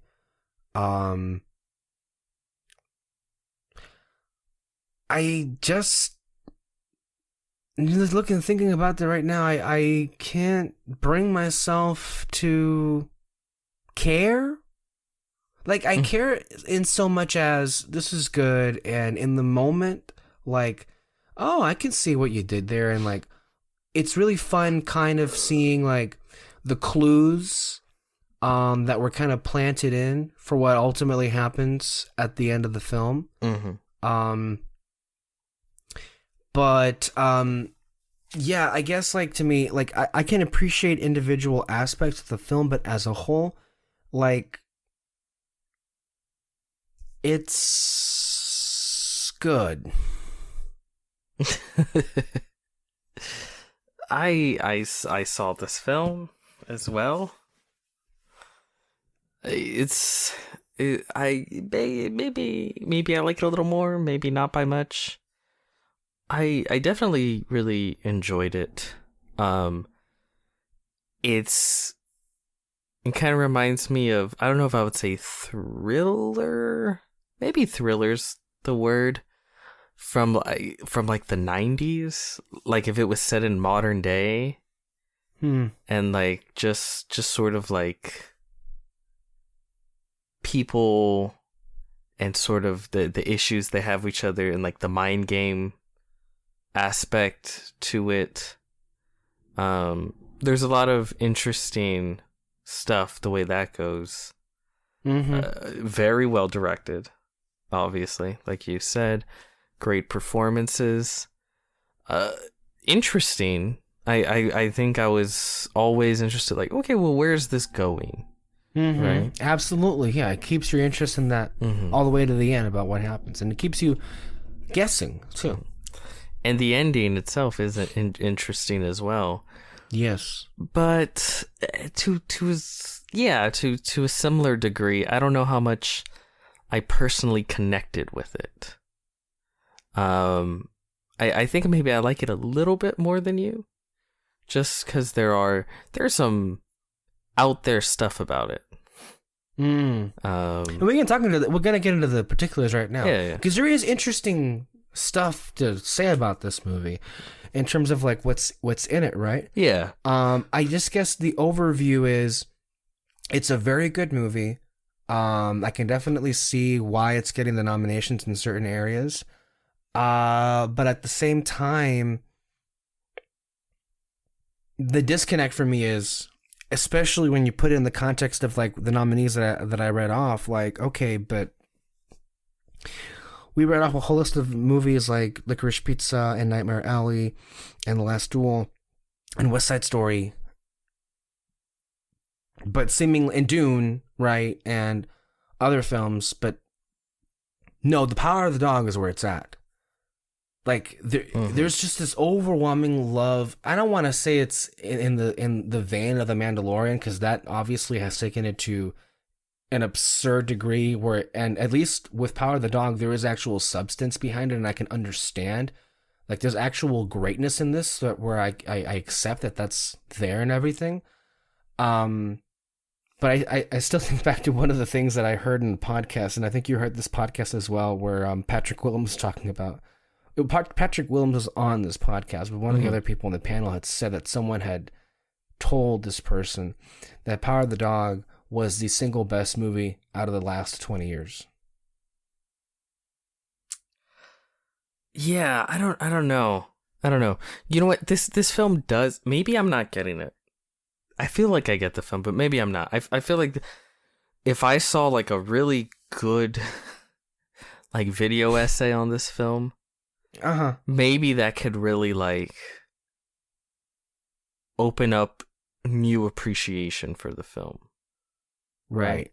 Because I like it. There's a lot of elements that I'm enjoying. But there's this feeling like maybe I'm missing something.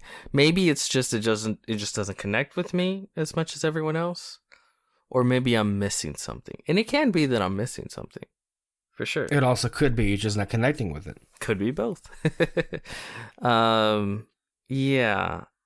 Because people love this movie. And it reminds me a little bit of like Parasite. Yes. But I also seen Parasite, and Parasite is and Parasite. I adore Parasite. Yeah, that's the thing, but I adore Parasite. So it kind of feels like if Parasite came out and I was like, oh, I got it. I enjoyed it well enough, but I wasn't crazy about it. There's no passion for it. Yeah. If someone who came out and says like, I recognize that Parasite is very good, it's just doesn't connect with me in some way.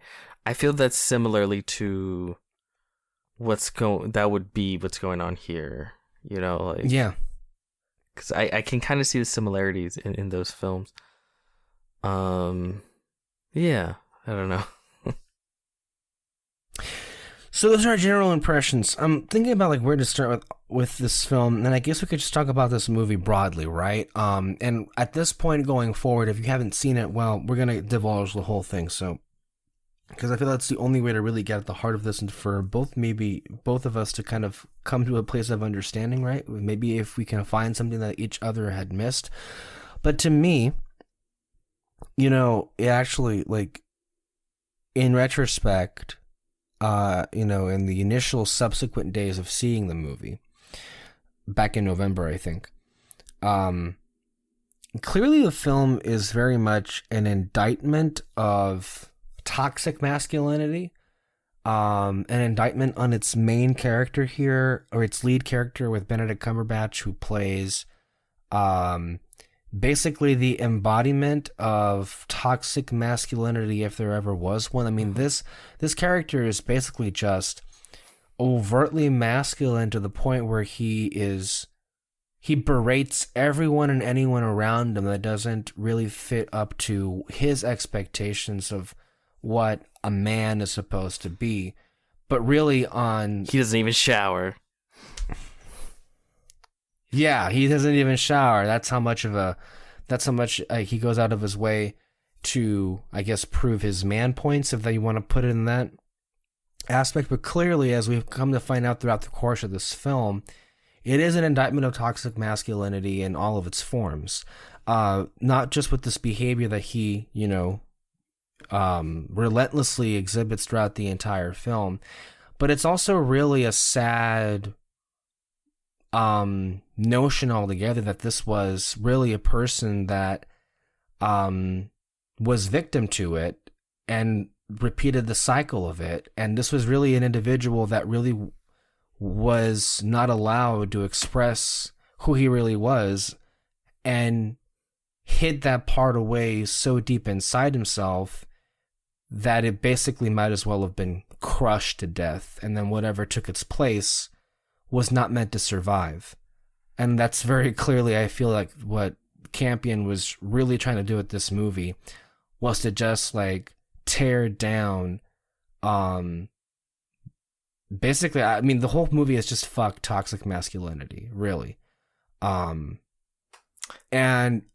he and Phil is undone by the least, and even I think the film challenges our own convictions of like how, we apply heteronormative or whatever you want to say, norms or expectations or stereotypes into all of the characters. But Phil himself, the lead character, is undone from the least, at least from what the main diatribe of what of masculinity is from these extremists, the least likely a source. So really, I feel that's what this movie was saying, and I feel like for the most part I got that the first time. And that's a good message, and as far as execution is concerned, it was very good. Yeah, it's a lot about I don't know if you mentioned this in your synopsis. This takes place 100 years ago, the 1920s. Oh yeah, I guess it didn't say that, right? Yeah, it's that's kind of important here. 1800s, isn't it? Sometimes it's cowboy times. 1920s. 1920. Really, 1920s? Yeah. Okay, 1920s. Yeah, 1920s. Yeah, it's cowboy shit. It is. Yeah, it's a lot about sort of repression,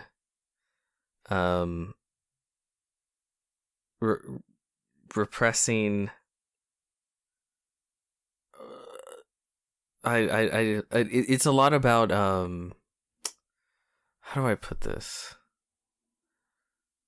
Intimacy, and the repression of that, and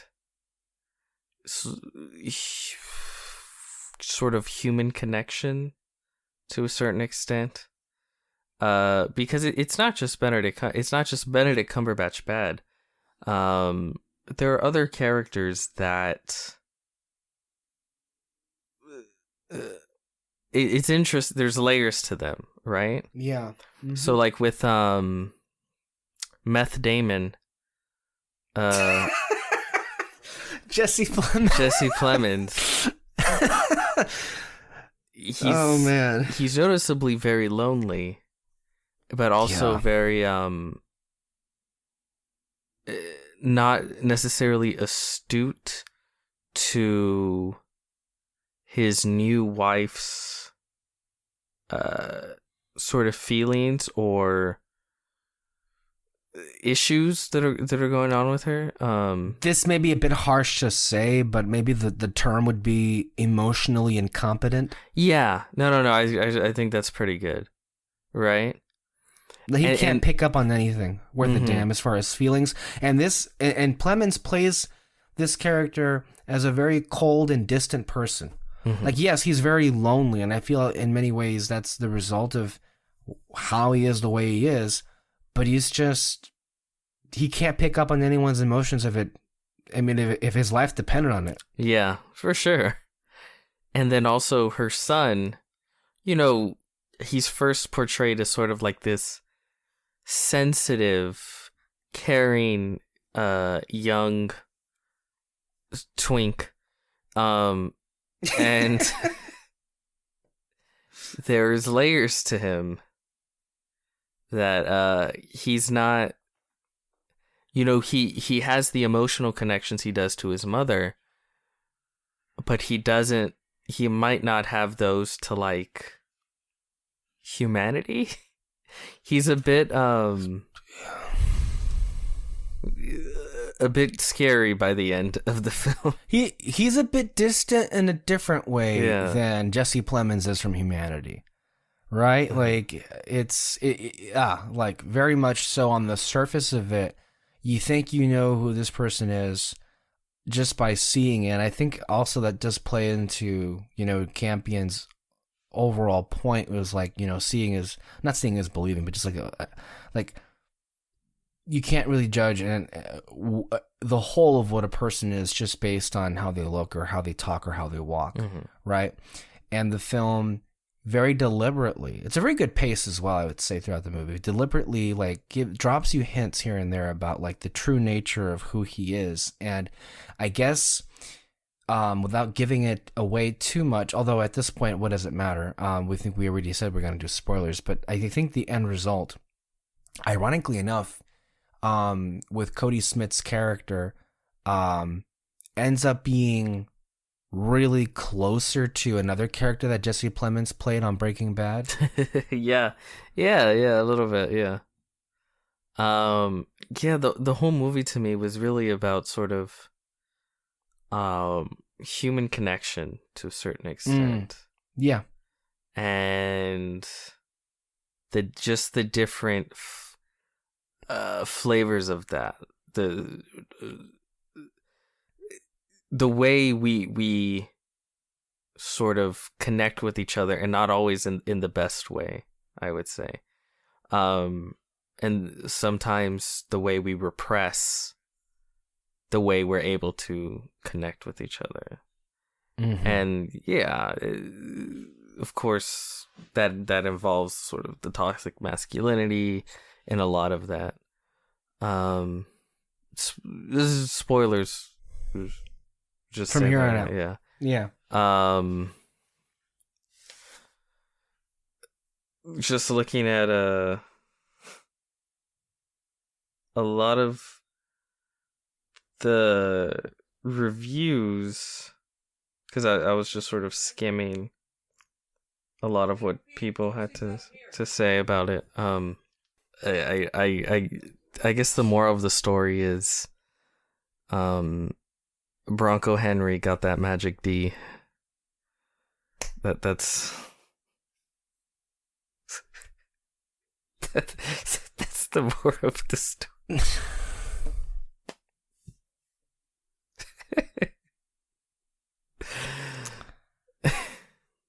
Yeah, there's apparently some stuff, because this was adapted from a novel, and obviously some things don't carry over. I think I listened to an interview where Benedict Cumberbatch said that in the book it reveals that Bronco Henry was actually trampled to death. Oh, okay. Yeah, because they never... I that's what I figured, right? Yeah. Because I had assumed it was probably rather sudden and tragic, the way that he died, and that sort of adds to the just angry demeanor on life that Benedict Cumberbatch character has. Oh, spoilers. It's heavily implied they fuck. I don't even think it. I think implied. There's no implication. They gay. It's there from the beginning. Yeah. It's there from the very beginning, and I feel like maybe this is actually one of casting Benedict Cumberbatch to play a, I guess, bro cowboy. In many ways is playing against type, because this is not the person you wouldn't get. But when you look at who this character is, it kind of makes sense for a bit of the awkwardness and the fact that this is somebody who really is playing against his nature. Yeah, in a little bit. Are you saying all gays are non-aggressive? No, I'm not saying that. It's just Benedict Cumberbatch's body type and like slender appearance is not the person who would think of as like this big masculine like cowboy and tearing up shit All and gays cussing are people all off. gays are slender now. I'm not. Did you not watch Brokeback Mountain? Speaking of movies that didn't win Best Picture. Yeah, that was because of homophobia. Oh. Yeah, No, but Matt Damon used the F word and he thought it was okay. This is like a whole complete aside. But I remember that movie, Stuck on You. Like, I watched it growing up. In the climax, he plays like a love song because his brother and him have been fighting, and it's sort of like a cheesy like LOL, like let's make up. His brother plays it to him, and he just like sheepishly is like, "Oh, you fa," and then he says the word. But the thing is, at the time, that didn't click to me. That didn't click to anyone, because it was perfectly okay to say that word. Right. One of the biggest jokes of The Hangover was paging Doctor. Wow, that was 2009. Wow. Yeah. So people that try, that's why I say like progress has been happening fairly quickly. Right. I feel anyway, because I've seen it completely change from what is acceptable to what is not within my lifetime, and not even like from like the beginning of my life to the end, like 2009. That's like like a decade, right? No, much more, I guess, at this point, but not that far off. So yeah, there's that quick aside from that. But yeah, the real twist of the movie is, Benedict Cumberbatch character has a case of the not straights, and what was your first? I want to ask you this question. Like, what was your first tip off? He would not stop talking about him. Right. It's just everything was about everything, and I'm like, and then he had. Were you married to him? Like, Bronco Henry, the greatest man who ever lived. Is it true, Bronco Henry? This, and that. And that's all he talks about. That's all that's all his life is. Mm-hmm. Reminiscing about Bronco Henry. And then he had a particular disdain for women in general. So it's like, clearly that does nothing for him. Just women in general. But also, I mean, there's so much. I think that the disdain for women in general came more clearly once he starts clashing with Kirsten Dunst when she comes and moves in with them. Sure. But I think the person he first attacks is Cody Smith-McPhee. Yeah. And largely because of his largely effeminate nature. What are you, some sort of sissy boy? Basically. And yeah, and I think you can definitely see, I'm sure it's sort of that thing where in order to hide who I am, I go so hard in the other direction of like, I'm a man's man. Well, he was a man's man, technically. But, you know, it's that sort of thing, right? Mm-hmm. Engaging, I am so masculine, you would not assume anything other than you would, if being effeminate is gay, I am very much not that, right? I don't shower. Right. I ain't no sissy boy like everyone else. And then I think on top of that, he's just angry, right? Like, probably the only good thing he had in his life was Bronco Henry, and then he just died. And it's like when Cody Smith-McPhee walked out in the restaurant and was waiting on a neighboring table. It's like, and you saw the moment he walks out, Benedict just stares at him, and it's like he recognizes that's who he used to be. Yeah. And so he seeks to tear that down. And because he's skinny, he has an effeminate nature to him in terms of how he carries himself. There's a lisp, I guess, kind of a lisp in his voice. Oh, and then also the paper flowers that he made, which were awesome. And then he just fucking like, and then the thing is, this isn't the first indication, but it is just a relentless, like, it's an unrelenting, exhibition of cruelty. Basically from here all the way throughout the rest, I think almost up until the end of the movie, where it's just like, he doesn't fucking stop at all. He literally waits for, a particular moment where they're watching him at his table, and he uses the paper flowers basically as, I don't know, like he sets one of them on fire. I think it's to like light his, to light his cigarette or something like that. Yeah, so needlessly and unnecessarily, but he does it to a degree and to a point. And yeah, I mean, off the bat, you get this guy is an asshole. He's very angry. He's hateful. But even before then, like, just like the way he berates his brother is just abuse all around. Fatso, and like calling him all of these ugly names. And where we begin the movie, it's just like, you have to wonder to yourself, like, is Jesse Plemons just so, like, has he been so fucking abused that he just, like, doesn't know what to do beside this? Is this, like, all he thinks his life is? And he doesn't... Because obviously, look at the man. Like, he's miserable from the very opening shot of this movie. He hates him. He hates his brother. But he doesn't say anything. No, he'll never say anything. No. And I think you can tell that because, spoilers, at his brother's funeral... He ain't necessarily sad. Who is? Yeah. The parents didn't seem sad.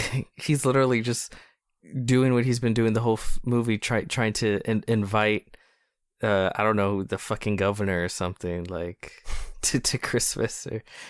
But yeah, you can tell, like, his life is just bitterness and unleashing that outwards.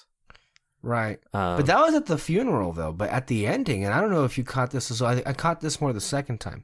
But in the ending, when he comes back to the house with Kirsten Dunst, and they're standing outside, and they're kind of like... They're happy. They're happy. It was kind of like a weird happy ending. They're embracing each other. It's like, oh my God, we're finally free. We cut to Cody Smith with he looking from the window. He's also kind of smiling. It's like, it's a weird happy ending. It's fucked up. That's why it reminds me of like a thriller, like a fucked up thriller, where there's a lot of gray characters, right? Yeah. And the ending isn't necessarily good or bad. It's just sort of revealing. You know what I mean? Very much so, yes. More than being a good or bad ending, it's revealing. And I think that's also what reminded me of Parasite. Yeah. Yeah, so, no, I mean, great ending. And I think a great examination of these characters that I honestly kind of admire. And I think it was very effective. And just, again, it really relies on the actors to provide all of these little subtleties to the performances. It also is interesting because I don't know if you could tell this as well, but oh, and by the way, man, what a when because Phil had that stash by the lake or whatever, basically his pornos, they had slim pickings back then, didn't they? Yeah. You'd lash out like that too, right? you'd become fucking better than Cumberbatch, angry at the world. I mean, I'd be angry just for the fucking poor selection. That's just like, man, there's no accounting for taste, it seems like. I guess my thing is like, who made those, right? Like, I don't know. I wasn't alive back then, so how would I know? I mean, thank God I wasn't alive. The thing is this.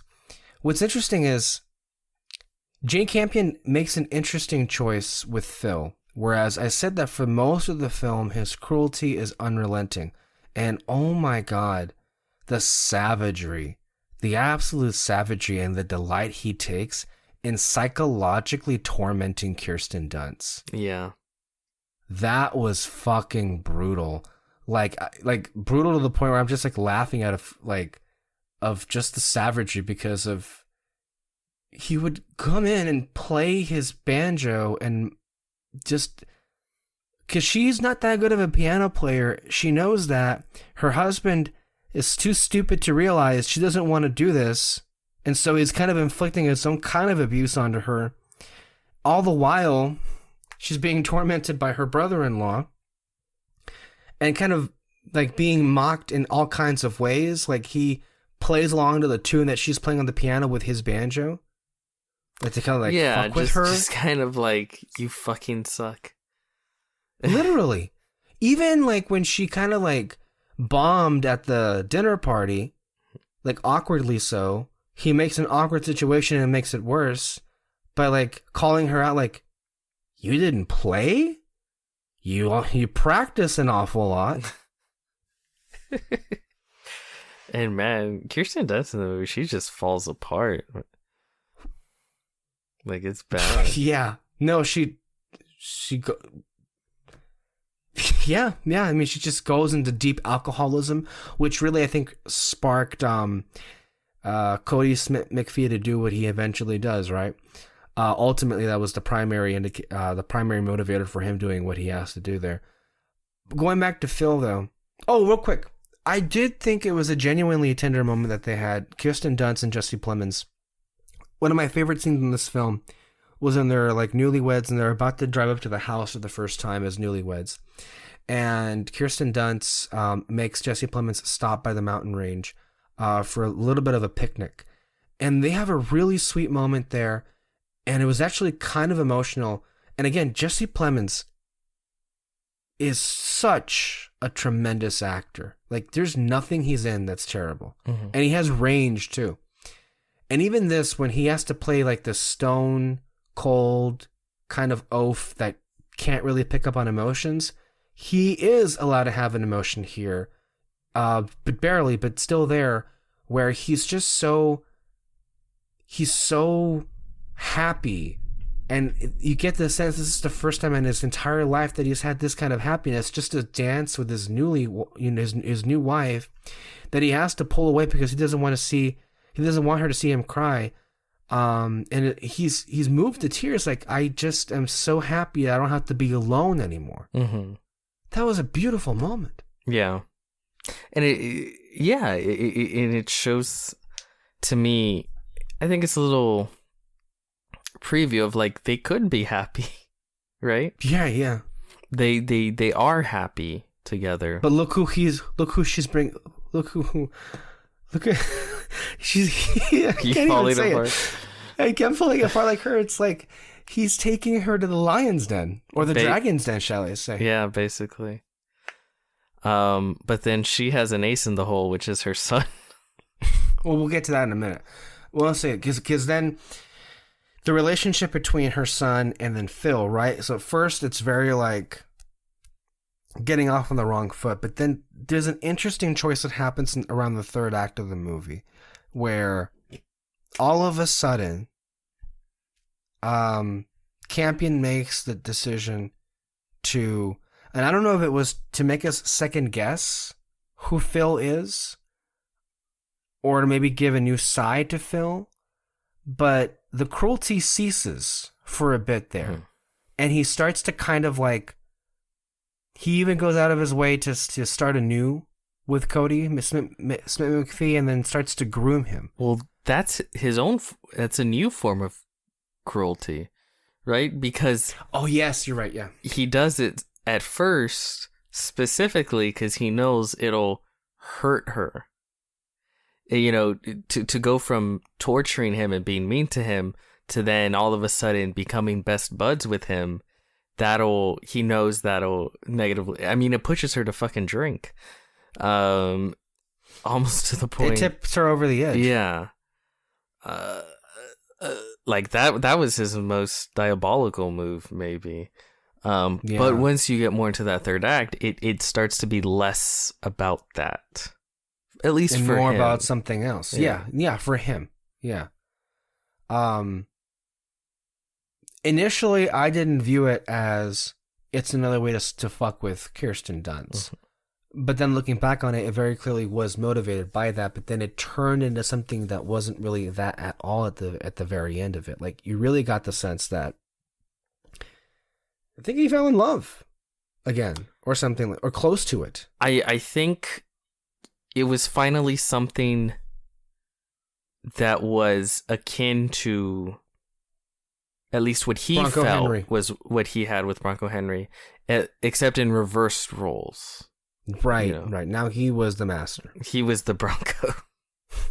He was the Bronco.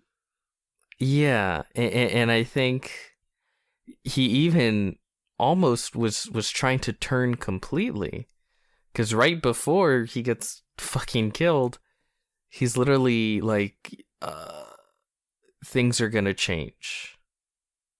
I've been cruel and stuff, but like, and I think he meant that. I think it's when he gives him the hide, right? And I think that just does something to him where he's like,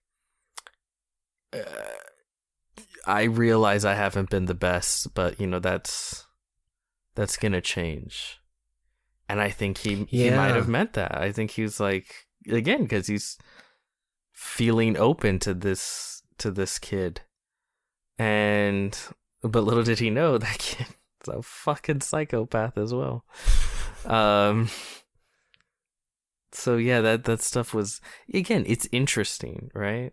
It's very, I guess psychological thriller is maybe the best description for the story.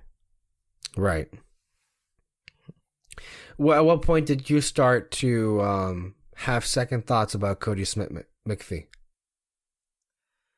I mean, when he nonchalantly murders the bunny and dissects it.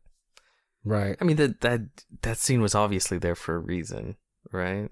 That stood out. Mm-hmm. That seemed kind of foreboding. Cold is one thing that seemed a bit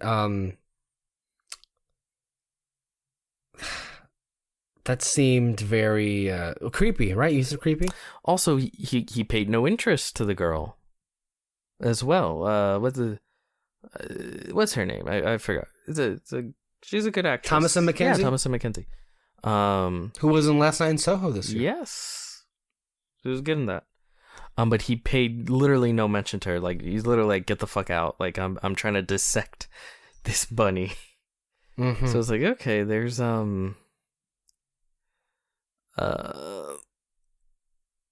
something sinister beneath his layer as well, right?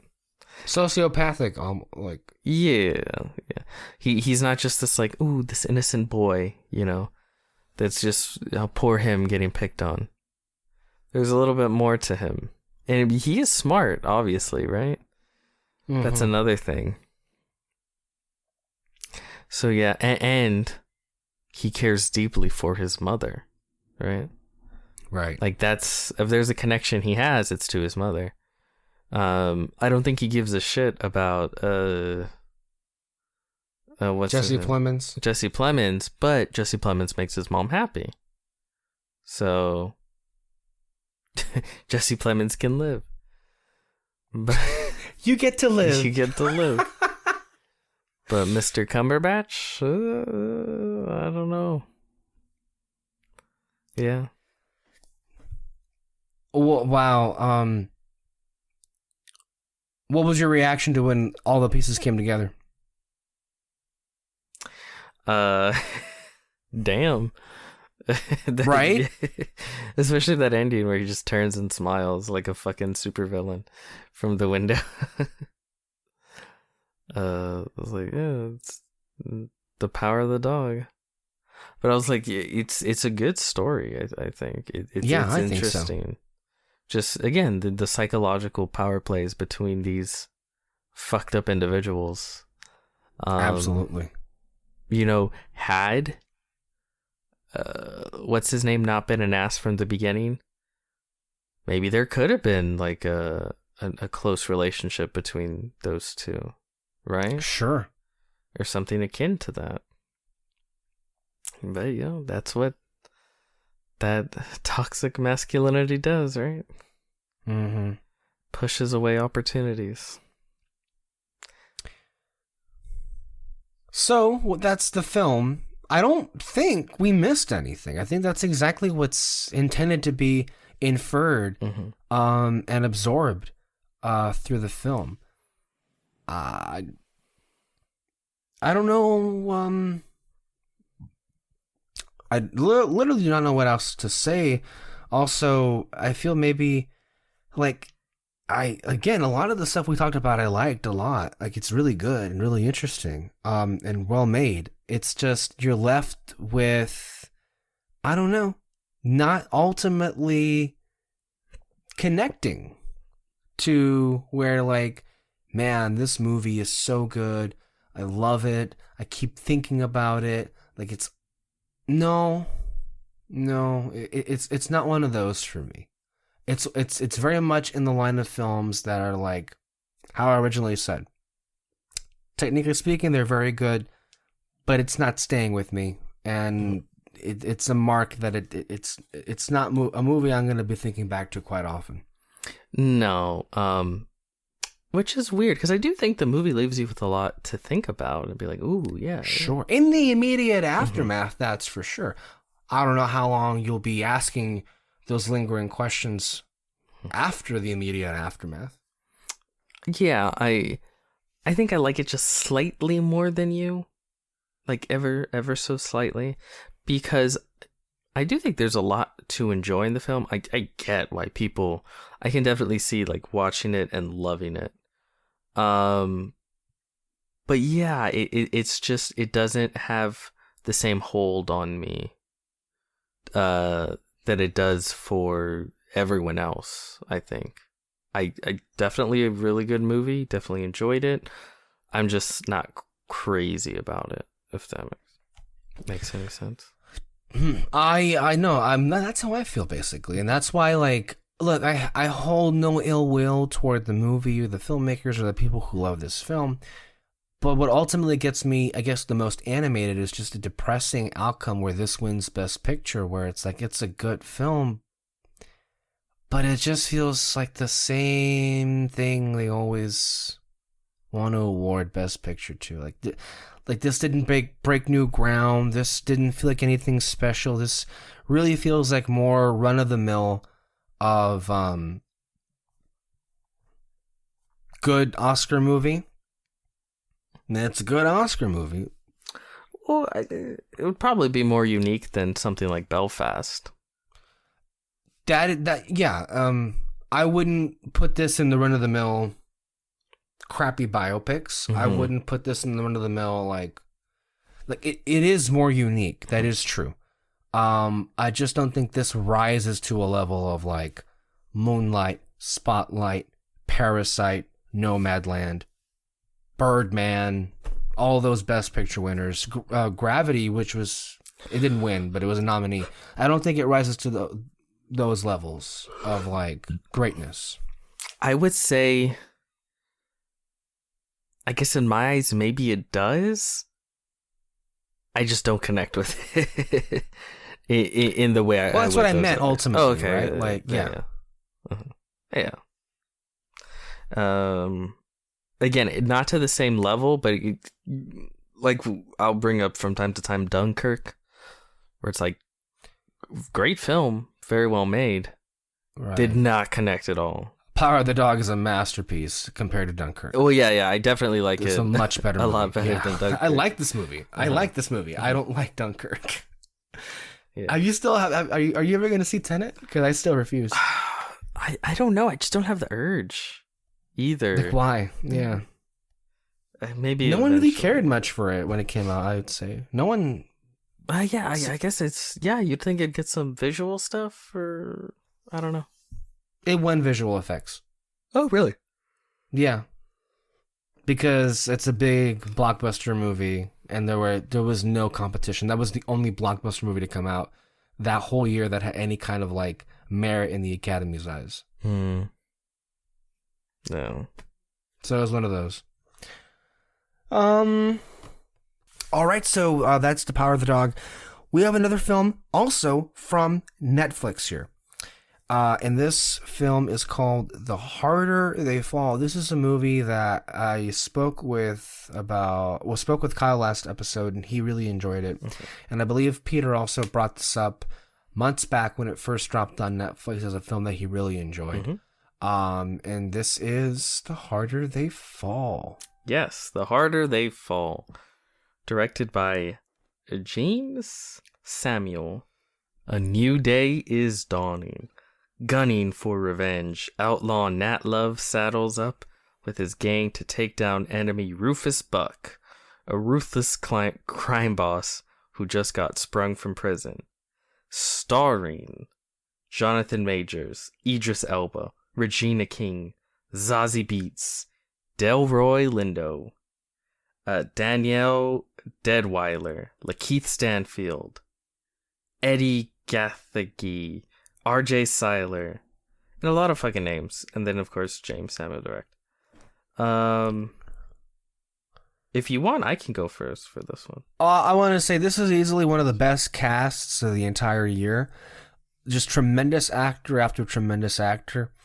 I would genuinely consider it a snub that this was not nominated for Best Ensemble Cast by the Screen Actors Guild, especially that it's like a group of actors that is so beloved. And they all work so well together. Like individually, they're great actors, but together they're a great ensemble. You just mentioned Jonathan Majors, Zazie Beetz, Regina King, Delroy Lindo, Lakeith Stanfield. Like, hot damn. Like, this is just like big fucking names here. This movie is so much fun. Yeah. And it's so good too. Like, it is both a lot of fun. It leans into that sense of what's the word here? Like, it very much feels like a film made.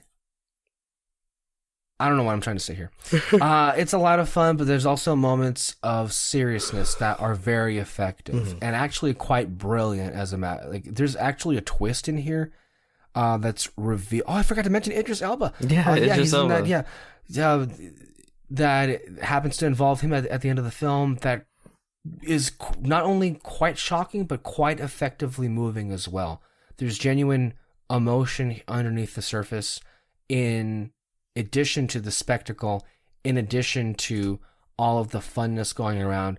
And it's beautifully over the top. One of my favorite sequences where they visit a white town. Everything's white. Everything is white. The buildings, I guess there's salt. The dirt, the sky. Rock. It's just aggressively white. And it's just like, it's so over the top, it works really, really well. Yeah, it's a really fun movie. Yeah. I agree. To me, it's a really fun merging of an old-fashioned Western and an old-fashioned like comic book movie. It feels because you have your, of course it's a Western, right? On its surface, you got outlaws, cowboys, guns, shootouts, lot of fun. But it's also done in a very over-the-top, like graphic novel way. With the visuals and the color and the color is so good here. It pops so like the sets. I love the sets. Yes, the beautiful vibrant sets, the over the top characters themselves. Yeah. It's a fun, simple comic book Western. And of course, when you have all those amazing actors and actresses, every role is elevated because of it. But it has a lot of fun music, very stylized. It really surprised me how much I ended up really enjoying it. Right. I would say noteworthy sequences as well. I love that when Regina King and Lakeith Stanfield take over the train. Yes. And break out Idris Elba. That was a really good set piece. The way Idris Elba is just walking through the carnage. They're like shooting and the music's blaring. He puts his hat on like I'm a fucking badass. Also, what's stupid fucks? They literally, like, that train didn't have to be taken over. They stopped for one person that was blocking the tracks. Yeah. Just run her over. And to me, it cemented. I'm so bad with names. I'm sorry. To me, it cemented the star that is Idris Elba. For me personally, I was gonna say Jonathan Majors. Well, him too, but particularly Idris Elba. It's like because I saw this around recently. Not rewatched, but I saw this movie recently in the last 2 weeks. The same week that I rewatched the Suicide Squad. Mm-hmm. And it's like, it is amazing to me how Idris Elba hasn't like blown up more.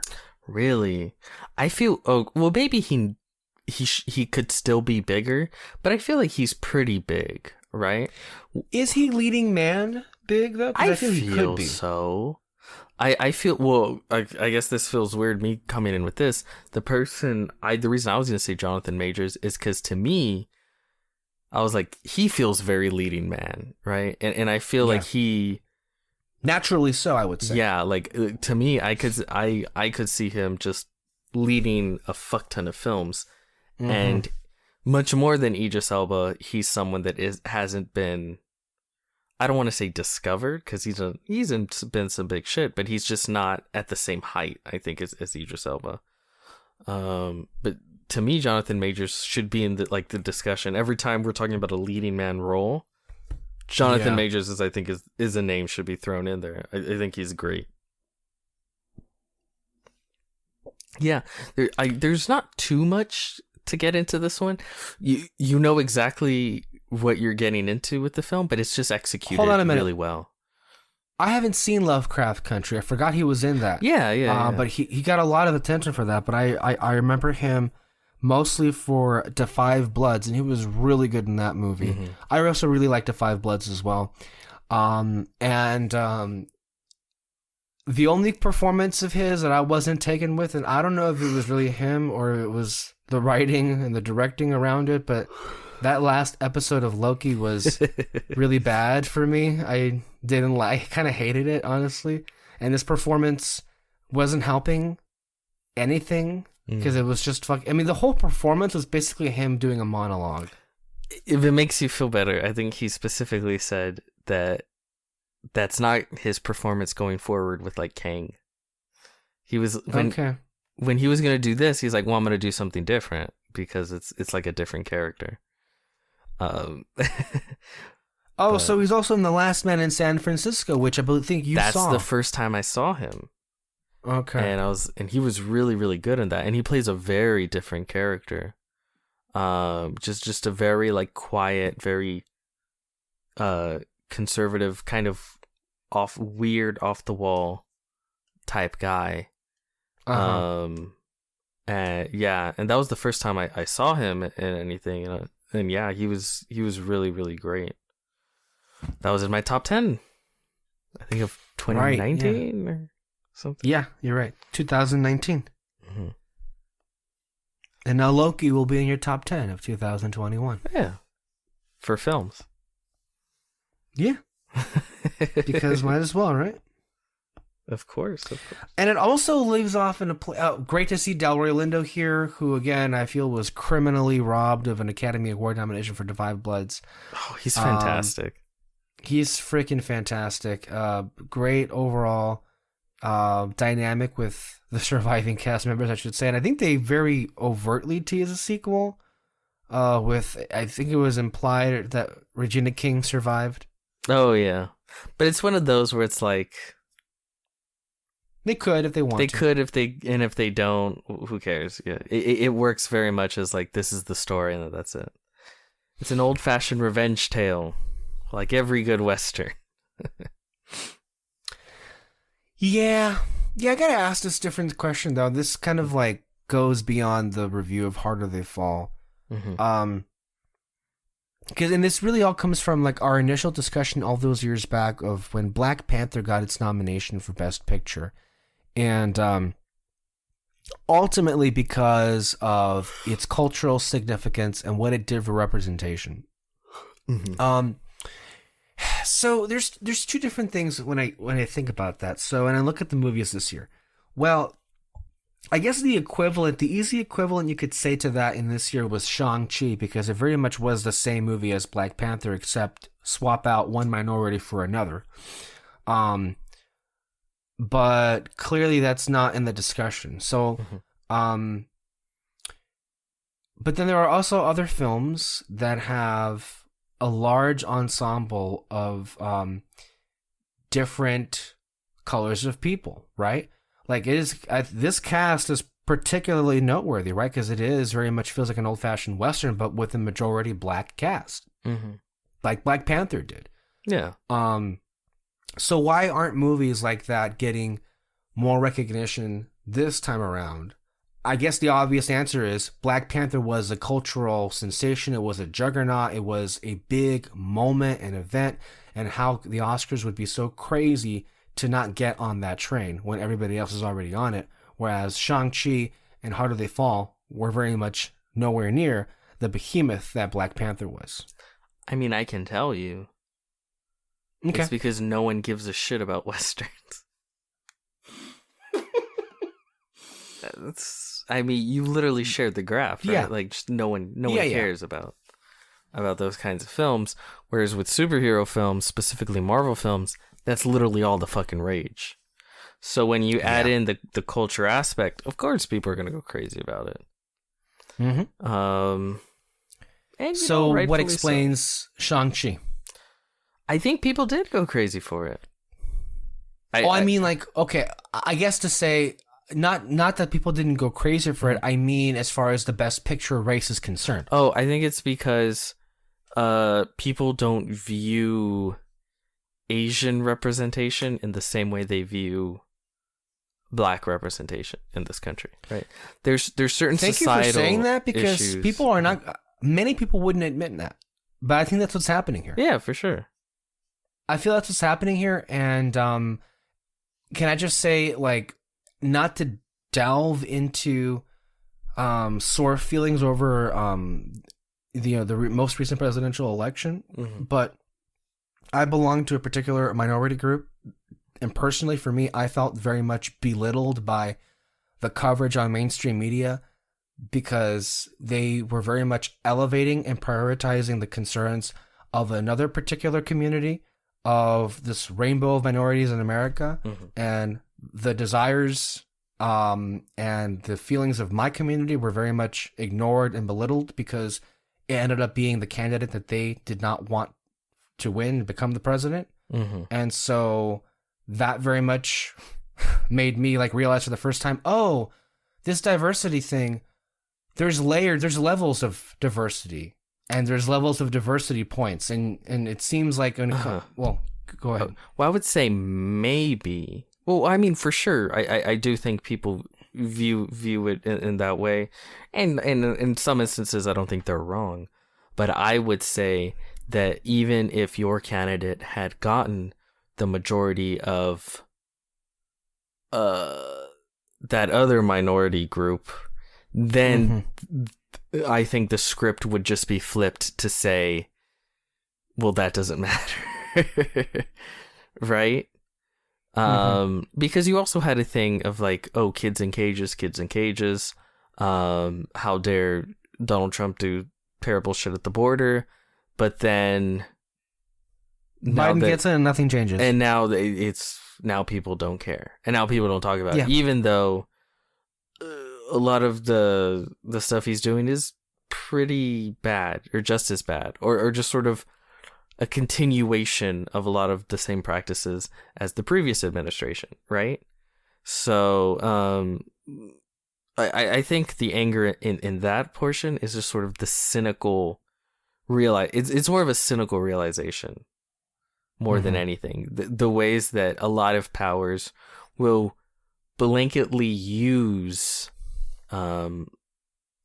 just the what is it called, color politics or something like that. Identity politics. Yeah, sure. Identity politics. Cynically, they use it cynically to gain and maintain power, right? Like, to me, like, personally, it feels kind of, I don't mean to harp on this, but I alluded to this earlier, but it feels kind of offensive to me that Roma and Belfast are the same movie, basically. But if Belfast ends up winning Best Picture, well, of course, because that was about white people, and the ones that were about Mexicans, of course, that didn't win. When it's the same movie, and I would say I've seen both Roma and Belfast. Roma's much better than Belfast. Mm-hmm.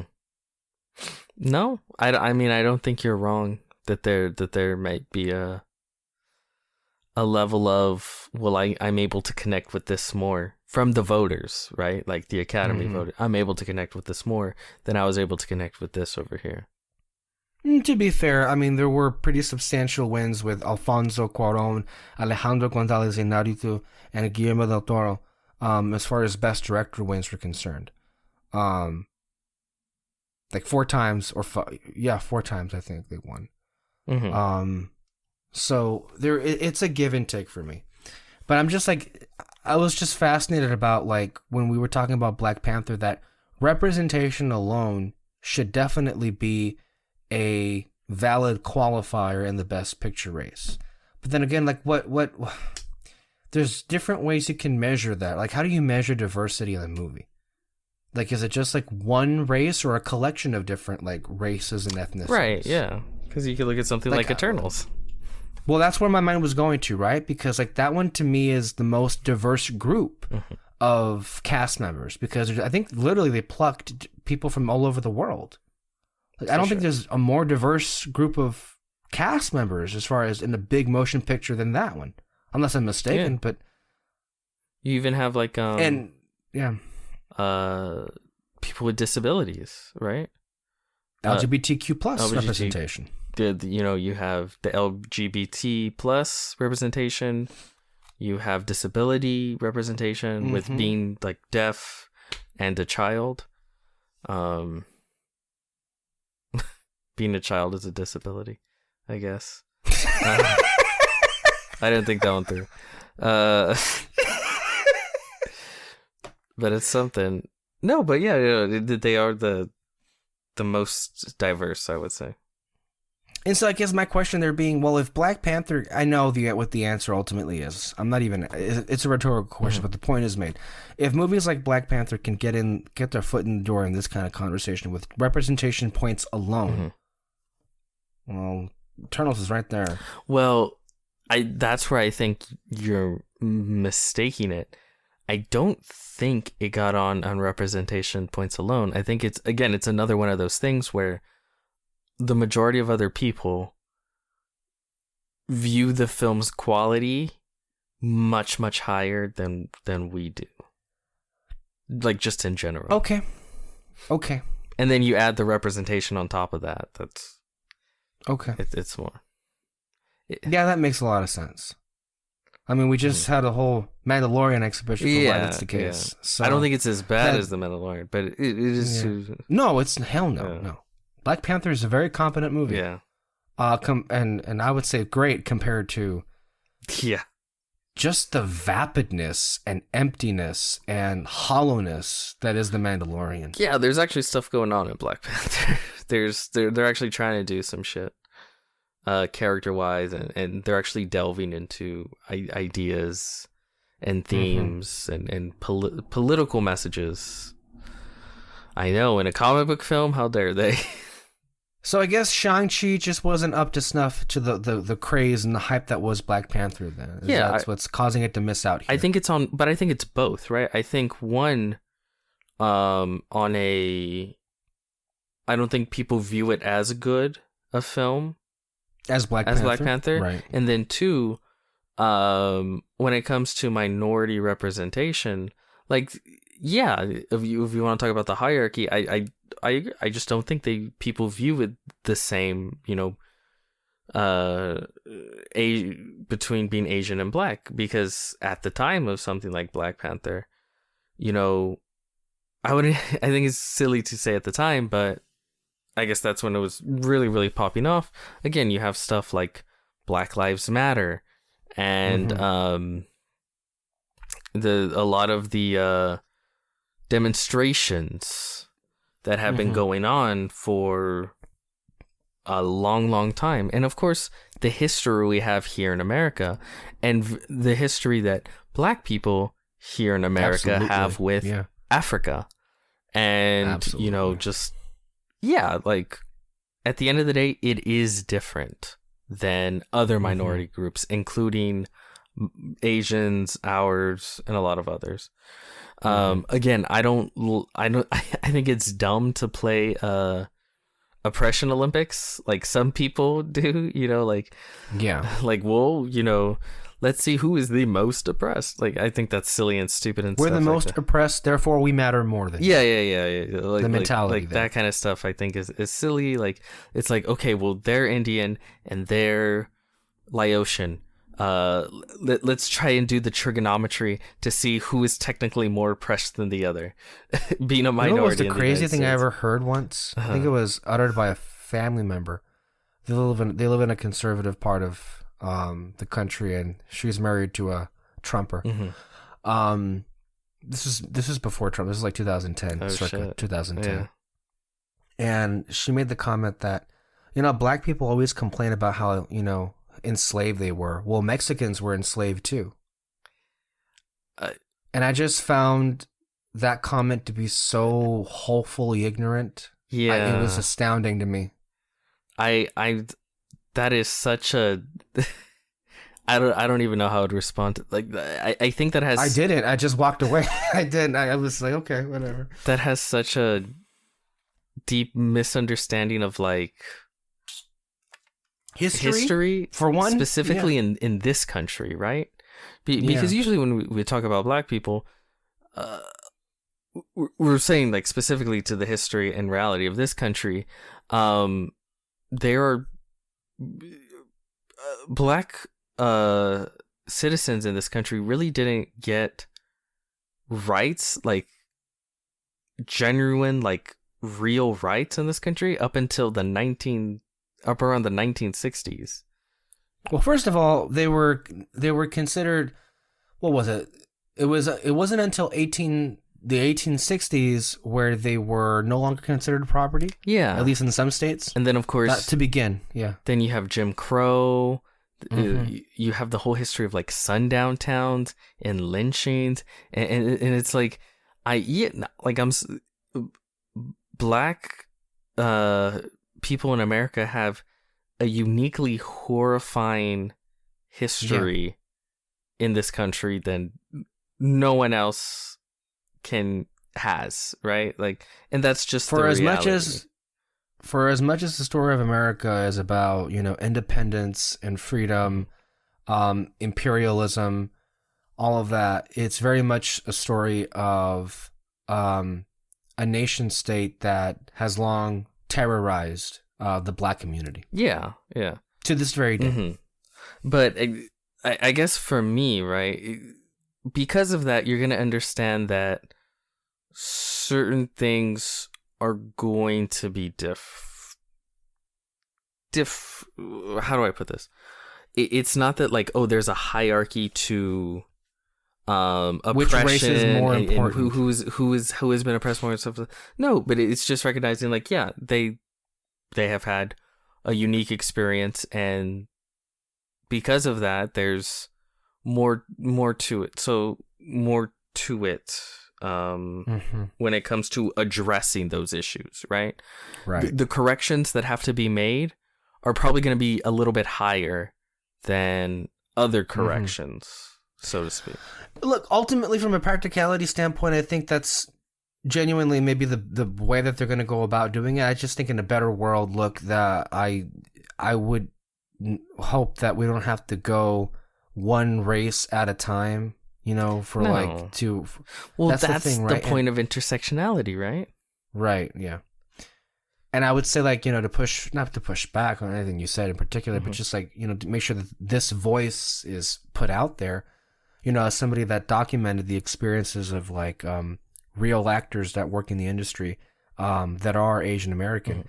Look, I mean, less than 1% of all leading roles that have come out of the Hollywood industry are Asians. Yeah, no, for sure. Like they got it. As far as the totem pole is concerned, when it comes to like jobs and careers, as far as Hollywood, they're at the bottom. They're at the very bottom. For sure. But I guess my thing is like, historically, there aren't like Asian communities that are over policed, and you know you don't have that. Yeah.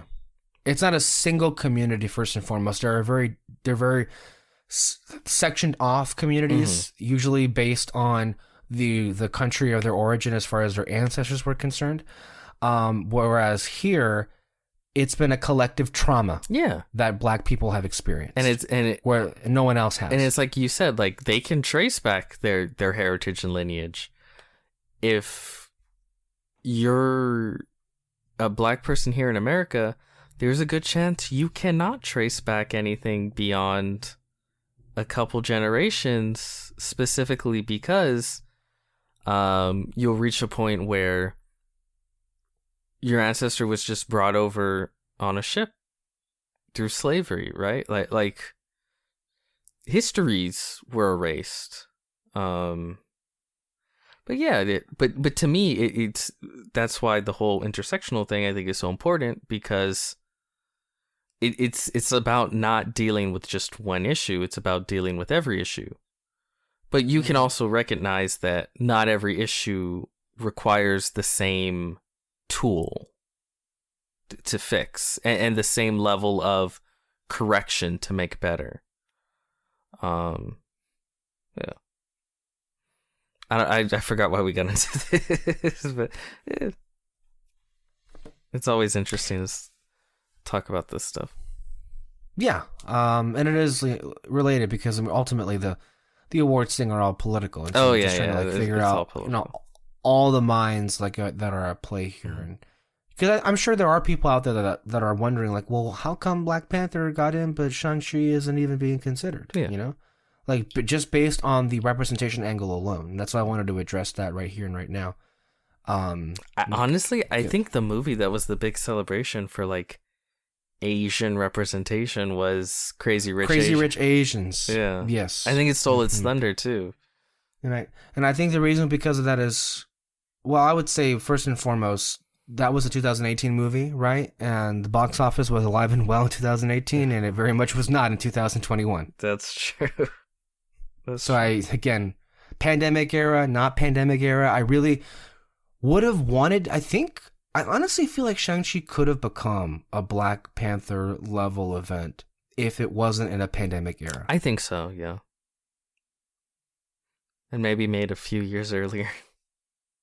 Which is, I mean, maybe I dodged a bullet there because maybe I would have been more annoyed than I am right now with how highly regarded the film is, which I don't view it that way, but if you like it, cool. Okay. Anyway, guys, I think that's it for me. Do you have anything else, Peter? No, I think check out The Harder They Fall. It's on Netflix. Or also The Power of the Dog. Yeah, they're both on Netflix. Double feature. Kind of a weird one, but check it out. And if Power of the Dog manages to pull it off with Best Picture and Best Director, or at least with Best Picture, it'll be the first time Netflix wins Best Picture at the Academy Awards. Okay. What about if they pull it off? What about Director? Well, they won it with Alfonso for Roma. Oh, okay. So, all of that film and stuff here on Red Spotlight. Stay tuned. Stay on our Spotlight, and we'll see you next time for more reviews. Tragedy of Macbeth, Cyrano, Mass, Tick Tick Boom, Lost Daughter, all that coming at you at some point in the future. All right, then, guys. Bye.